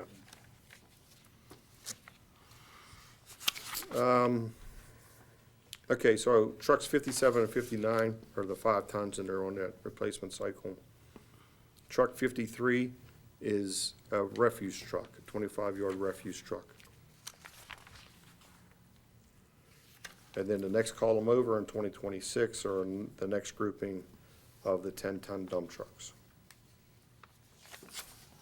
Hey, And Paul, yes, sir. let me ask you a question on these refuse trucks. Yes. They just had one on Liberty Bridge catch on fire. Is there anything you can do to keep that from happening in our trucks, or is it just? Maintenance.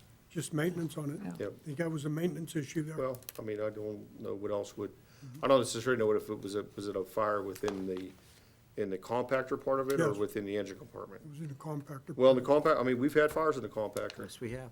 and, you know what they do? They dump it on the street, Dump it on the Dump it street. right there as on the fast as street. you can, Okay. yep.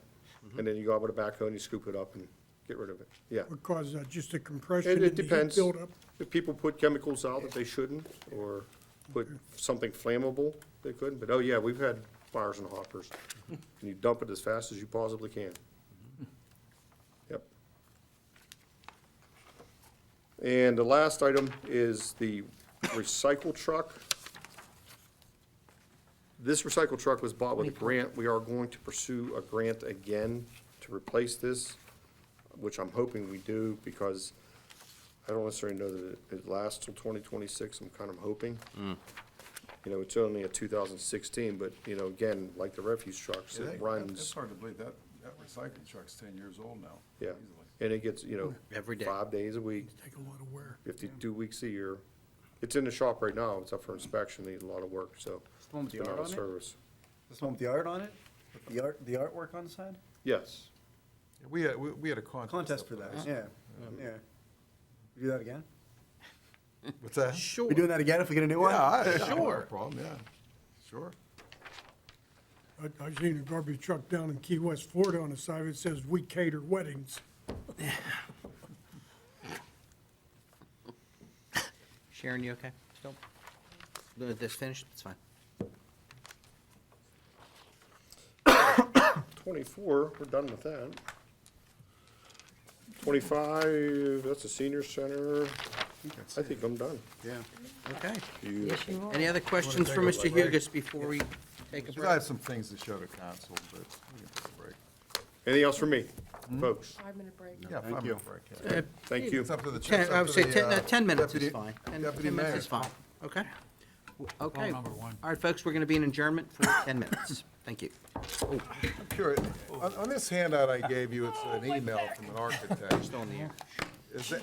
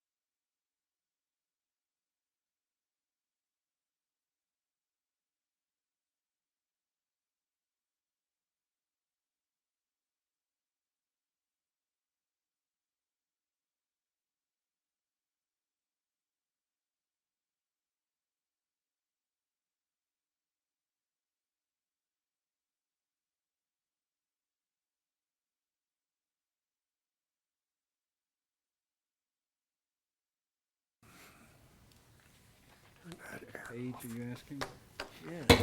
Okay, we've returned back in recess and continuing on with our capital improvement program and budget hearings too. So, Mr. Little, we have a number of things for you, and then for Ms. Rock. I have two things that I wanted to show council. One item on building security that is not in the capital improvement program with respect to the amounts of the cost. And the reason it isn't is I've given you an email that we received from LGA Architects back on April of 2020, a little over 2 years ago, and the pandemic was coming into full-fledged. And it was ramping up, and at that time, what we did is we stopped all spending on extraneous costs because we didn't know where our revenue would be. And so we stopped everything with respect to capital improvement, hence the reason why this whole program's been delayed two or 3 years. But one thing I think is important to show you is what we possibly could do that David Schaefer, the architect with LGA, and his colleague, Carrie Pert, that showed us out in the foyer here on what our vestibule could look like with respect to having more security to it. And you have the handout, the written part of it, and what I wanted to show, I wanted to put this, Jared, I'm gonna put, this is option number 1, all right, and that is written, okay. Option number 1 is following along with the email you got from the architect, Mr. Pert. The exterior walls, okay, of the existing vestibule will remain right here, as you can see. That will remain. Here is the exit door, the emergency exit door that's out there right now that is in here, right here, and here are the automatic doors, okay? Now, the interior vestibule wall would be removed. In other words, this is the wall that would be removed, and we would have a bump out, so to speak, into the lobby. It would enlarge the vestibule right here. Okay. And the main access doors would be sliding doors just like they are now. And one of the things that we were, at that time, those access doors were being installed actually, or in fact, they were just installed from a grant that we got, CDBG grant, and we were debating on, we were gonna maybe move ahead with this right away, but then the pandemic came and the rest is history. The secondary emergency egress doors would be added to the vestibule, and that would be right here. Now, also what would be added, and I don't know if you can read it, right here would be this would be the access box, so to speak, with a camera where people would have to check in, and there would be a screen up at the receptionist, which would be Holly, and they would buzz people in. Now, it doesn't give the openness that we have now, but because of the environment, the situation we have in the country right now, anybody can walk in our front door right now, and this would give us, this would, slow the person down. I mean, if somebody has some kind of weapon on them or something like that, we're not gonna put metal detectors there or anything like that, because that would be going off all the time. That's option 1. And the architect, Mr. Pert, said the pros of that would be minimal disturbance to the existing lobby design elements, better line of sight from the upper level balcony, and the building remains secure during an emergency egress event. So that's option number 2. And I'll get you the copy of that red line copy that has this outline where the darker lines are in red, because it's more delineated that way. Option number 2 would be this one right here. Okay, thanks, Jared.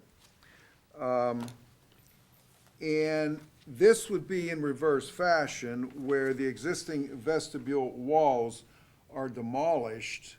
Okay, so here's that would be demolished, and the vestibule would be extended outward towards, this is the parking lot out here, and would be in a space within the existing exterior columns. A portion of the existing storefront curtain wall would be modified to facilitate the adding on to the emergency egress, which would be right here.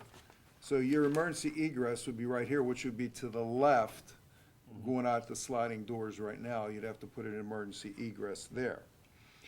And so your box right here, with your check-in, so to speak, would be right here. So here's your existing vestibule right here, so this would be bumped out towards the parking lot a little bit more.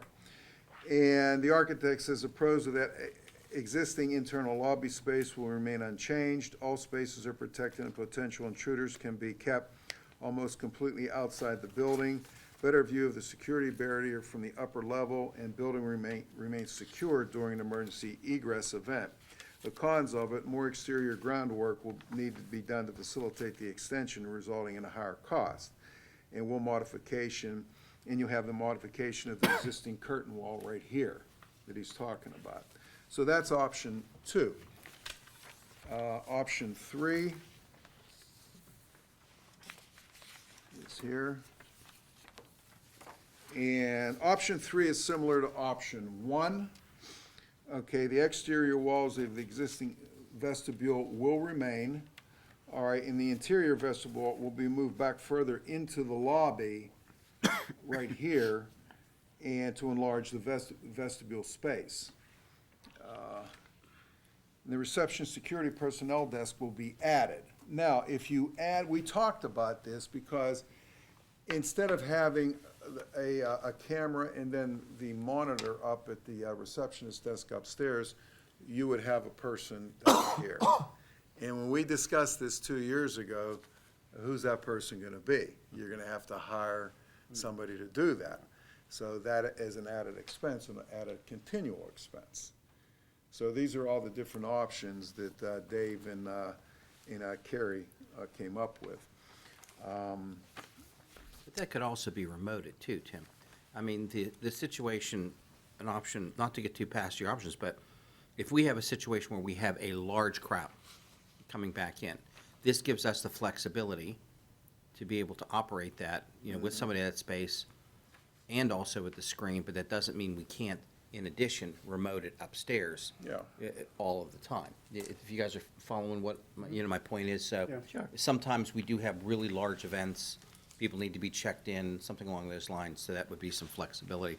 And it doesn't necessarily, and again, I was here for that discussion, it doesn't necessarily mean that this build would facilitate having to hire or contract somebody to be there, but it would just give us that opportunity. Okay. Okay, so that's option number 3, and the last option here is somewhat really minimis. different, where option number 4, the vestibule configuration remains as is with the sliding doors. The security barrier will be all the way back here into the lobby space to be in line with the mezzanine above. So in other words, where the atrium comes, there would be like we'll call it maybe a glass, an architecturally pleasing security point right here with doors right here. All That right, would so come that back- change, that's That would come back to these doors, right? correct. Okay. That'd be It'd be, correct. it'd be this way from the doors, so the doors. Right, yeah. Yeah, the They council would be in chambers the- open back out They into the would be in the vestibule. vestibule, yeah. Now, the cons to that: the council room will not be protected by any architectural barrier. The council room will now be cut off from the public restrooms, and that was one of the things we discussed, if you remember, Eric, I forgot, you were at that meeting, will be cut off from the restrooms. Alternate restroom facilities will be needed to create within or just adjacent to the lobby area, taking away office space. Potential blind spot at the barrier from the upper level.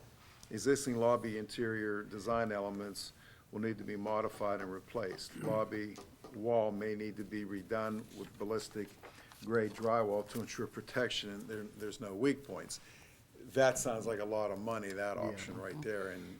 Well, we already have some of that drywall. It's functional, it's not as bad, but we have that in the police department right now. Okay. Downstairs. Well, I wanted to show those to you because this is not in the capital improvement program, because we don't know what the costs are. We stopped it dead in its tracks at that time. However, my opinion, my recommendation, this is one of the more important things, I think, is it's the main entrance to the building, and everything kind of flows from that, from a security perspective. If you stop people there, that's taken away a lot. Yes. And you don't have to, as Doug was saying last Thursday, we were talking about security. you're slowing a person down.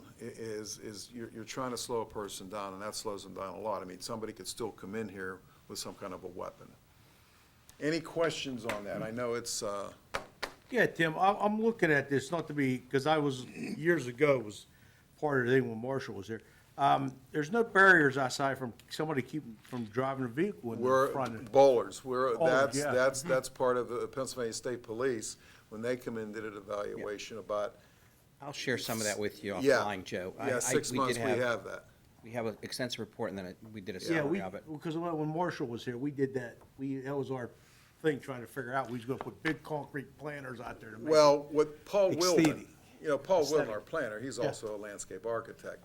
He drew a little plan, because the overall, which hasn't been really talked about, needs and wants, it's more of kind of, well, the bollards are more of a need.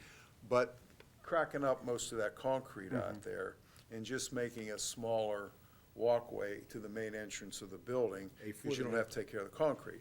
But you do that, then you got mulching it every year with bushes and stuff, which I think would look more pleasing. cheaper. It would make a nice However, entrance. we eliminated a lot of the bushes and landscaping, if you recall, close to the building, as pursuant. Because of, yeah. Correct, pursuant to that, the other piece We of could study. put rocks and everything in there. We just, no, like No everything, rocks. you know, No, move. big rocks. Yeah, right, correct, yeah. All right, that's just a question, okay. Any other questions? Okay, one other thing to show you, have a picture. Jared, you want to bring that up? This is under infrastructure, under the administration part, for approximately $20,000. Now, that price is about 3-4 years old. And what it is an LED sign with some brickwork. Now, the brickwork can be modified. It can be any style or any texture or color that you want. And the LED sign will go on top of the monument sign out there, and we can obviously put any kind of, messages to the zoning hearing board tonight, or we're having something up, Jack said, like cleanup day up, something like that, and have it there, and I think it would look How big is pretty it? nice. It So was- that is in the capital improvement Yeah, program. how big was the I can't 3 by recall. 6. for the- It's on there, the- 3 Yeah, by it's 3 feet by 6 feet. Right, Actually, and I it's was, kinda small. Bob and I were talking before the meeting, actually, I think the LED should be a little bigger. Right, and I was gonna say, if you looked at the old, West Mifflin had that as well, and the old signs with the high school and stuff too, it's almost, I'm probably over-exaggerating, but it's almost dangerous, because it's not big enough the people to slow down to look Slow at what the down, heck it is yeah. it says, to do that I agree too. with that. I mean, Yeah, we need a quick glance scenario.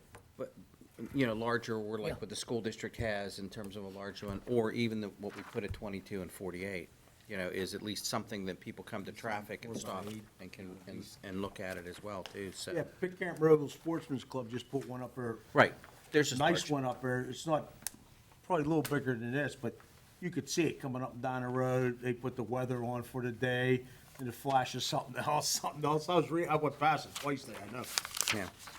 But the You know- idea for public advertising for our You meeting. know, when we come from Turtle Creek, north, that Monroeville Municipal Center, that thing ought to be raised up about 2 feet. got a good start. It's hard to see coming down the road. Look down, it's just too close to the ground. So the whole thing ought to be raised up, and then the LED sign put on top of it.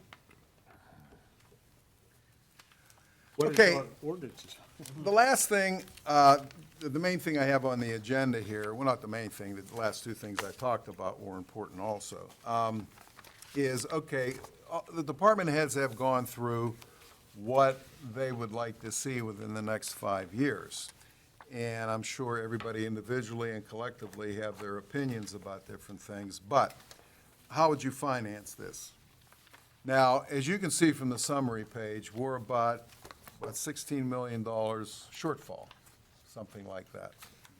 Okay, now, that can fluctuate, that can change, but also about different things with the Public Works building, we don't know, we obviously wouldn't have enough money for that. So what I've done is, I called Public Financial Management, Jamie Doyle at Public Financial Management. They're the ones who restructured our debt service about 1.5 years ago.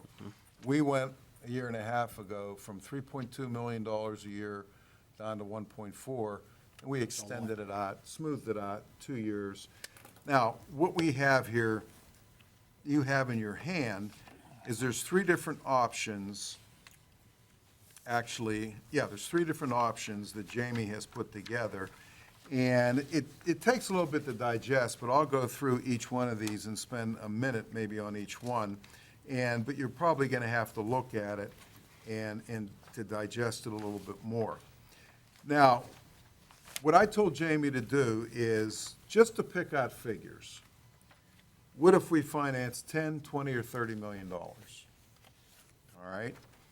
And over a period of 10 or 20 years. So you look at the blue, yellow, and red, and I know the people at home watching this on TV can't see this, but you look at the blue, yellow, and red. Each one column is approximately $10 million, and they're all connected. Step 2 could actually be $20 million, and step 3 could actually be $30 million. But what Jamie has done is showing you what approximately 10, 10, and 10 as they're added together. If you look over in the far left column, which is our existing debt that we have, which would be retired in the year 2026, we're paying right now $1,442,000 and some change for debt that was incurred going back, 2015, 20 years ago. We've refinanced it 2 or 3 times. Last year, we've restructured it, and this is the end of that debt. If we want, this is option number 1, if we wanted to borrow, let's say, $10 million, your new debt service is in your column number 7 in blue. If you wanted to borrow $20 million, your new debt service is in the yellow column under the new debt service.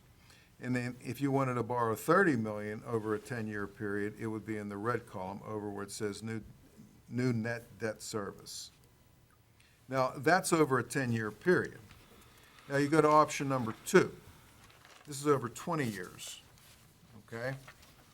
And you have your existing debt, and then you have the same scenario, only it's over a 20-year period. If you wanted to borrow 10, you wanted to borrow 20, you wanted to borrow 30 million.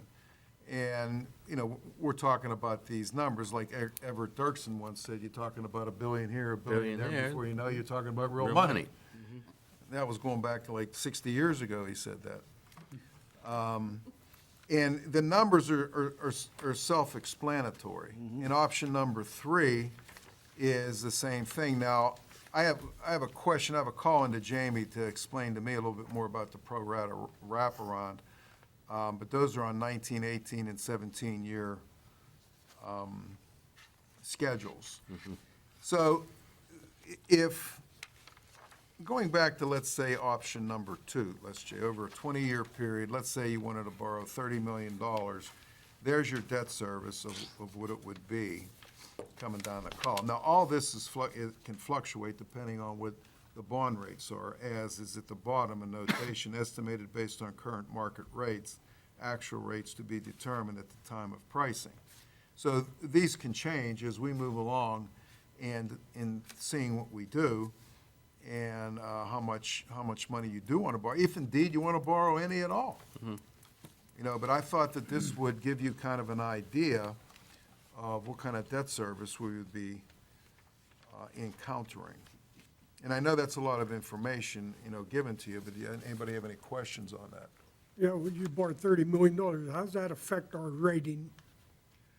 I'm not, obviously, I'm not an investment banker, but if you pay it back, it's just like a mortgage on a house. pay your bills. If you pay it timely, your credit rating, your bond rating, we're at a good, we're to add an A, a 2A, Double A. too. So our bond rating right now is very good. And we would have to have something catastrophic happen to us, even the government, the level of government, whether we've, gone bankrupt or some other catastrophic thing that would cause us to change that, stop services, huge labor. I mean, frequently what happens in large cities that occurs, you can't keep up with, for example, pension plans. Okay, and our pension plans, as you guys know that are on those committees, to do that are good.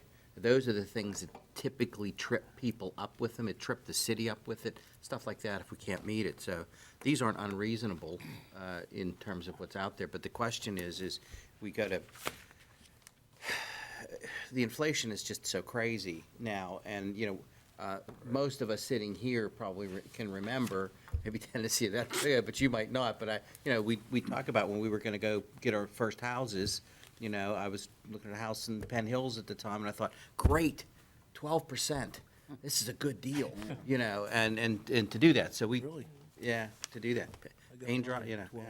So, those are the things that are, we have to get the crystal ball out too. So is the answer to this a decision sooner instead of later? I mean, Probably. we have to decide this when we pass, if we No, decide to pass the even, capital I would improvement. think even, we can do, whatever we go through, haven't been on, we just have to make a statement by September on what we're 30th. doing in terms of capital. Well, yeah, I mean, Let's go back to that first requirement, so we can get a time frame. yeah, the Home Rule Charter says we should pass a capital improvement program by September 30th every year. Now, we haven't done that for a few years for various reasons, pandemic being one of them, getting the program together, and the MS4 program took precedent. And we have built up a nice fund balance, but we're starting to spend on that fund balance, as Josie knows. And as Paul was saying, we've got 2 garbage trucks out there that aren't going to come in for another year. We got 2 10-ton salt trucks that have to come in. Because I told Paul last fall, order them. We got an 18-month wait, order them, because we need them. That's one of our core operations is, salting roads and collecting the garbage. And we have to do that. So, yeah, we have, it's not in stone that we have to make a decision by September 30, but it's always good to have a benchmark on when things should be done.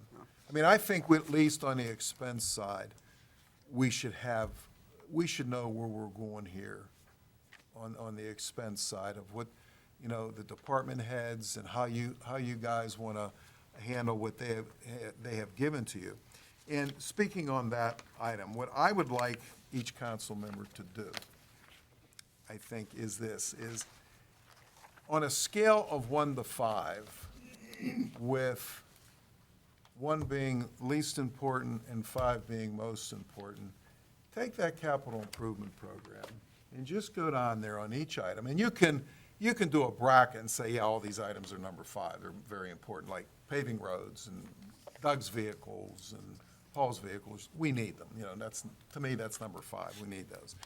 But go down through there and give Josie and I and all the department heads, give us a sense of what this is the big, what I want to see is, what's your priority? That's what I think that I need from you right now. What's your priority? Well, on another what you question see? to the way it's been posed to us too, though, in the last 2 hearings, is we've seen, mostly, what I'm hearing is the fact that we haven't had a capital purchase plan, and budget for a while, we're actually doing a lot of needs right now. Yeah. As opposed to, using Tim's term, we're gonna give you credit Wants, for it needs, too. and wants. The wants that's in place too. So, I think I'm gonna ask everyone else, does that seem like a fair statement? If it is, then step 2, you'd like to see of the needs, an evaluation to help you and Josie to make better decisions. Because it delves into a policy of what you want. You may come back, or a council member may come back and say, hey, Tim, I didn't hear anything about this. What about this? We need to buy this, or we need to build this, we need this. Maybe something that wasn't even mentioned. Quick question. So we're talking about possibly increasing our debt service in order to fund CIP. Are we also saying that for a public works structure? Right. Well, we'll talk about that. That's part of this, and we'll talk about that later. Yeah, that's a fair question. But the numbers are. Going to be a double hit on Right, debt service. Right. So the numbers the numbers in our current packet do not include the Right. Public Public Works. Works. Yeah. Correct. That's just what I wanted to get out. so. So if by the agenda setting meeting, and you can, if you have the means to scan it and send it to me, or just drop it off, just take your capital improvement program, go down and spend a half an hour. Can you- I think it would just take a half an hour. Could you template it into, Yeah, we can something help else. into our email for you, a spreadsheet? And then put the sliding scale beside it.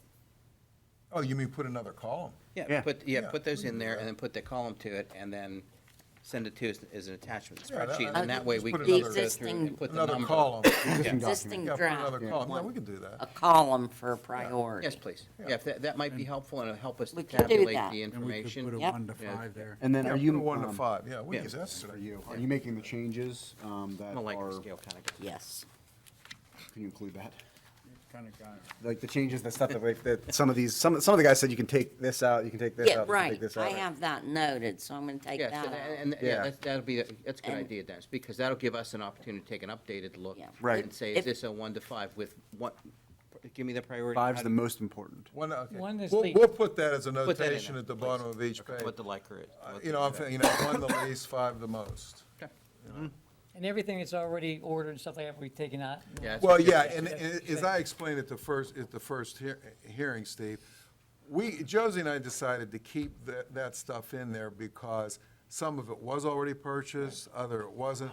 And what we may even end up doing is we may even kick the 22 year out of there and just kick things into 23. Okay. You know, we may do that and make it from 23 to 27. But you're gonna adjust a few things yet. Yeah, I mean, Okay. and the other thing you have to keep in mind too is this, is the capital improvement program, it's just like the regular budget, it's a tool. And each year, and I'd like to do it in the month of June, each year, is you tweak it. You may have a department head that comes and says, I need this, so I'm willing to move this forward, 5 years out. And, or let's say you have 3 years left in the capital improvement program, we'll move it 3 years out. And because I need this, it's more, that's more important. So right now, we're doing the foundation work. A lot of thinking, a lot of analyzing, but you do this next year, it's more or less just like a tweaking.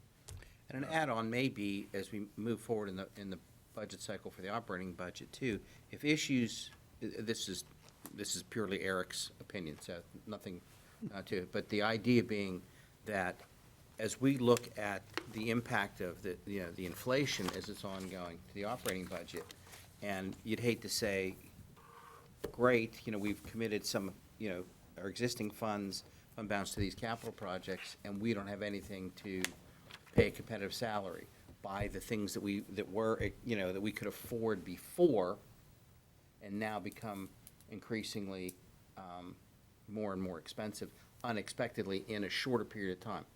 That's happened in the past, like we did, for example, the cost of the asphalt materials was right. one of those, things that's in the operating budget, even though we talked about it in capital, but then, ran off the map there because of the sudden spike in prices. And the same thing with people and personnel, as well as we meet too. I mean, we have, we have one labor agreement starting for next year. Oh, we have police or three. negotiations starting we'll start that on June 1st. Right, the labor agreements, some of which that are covered, that's one thing, but other costs that we do in operating, it's probably even more perplexing than what we were trying to guess at COVID, which we got wrong, but, we did okay.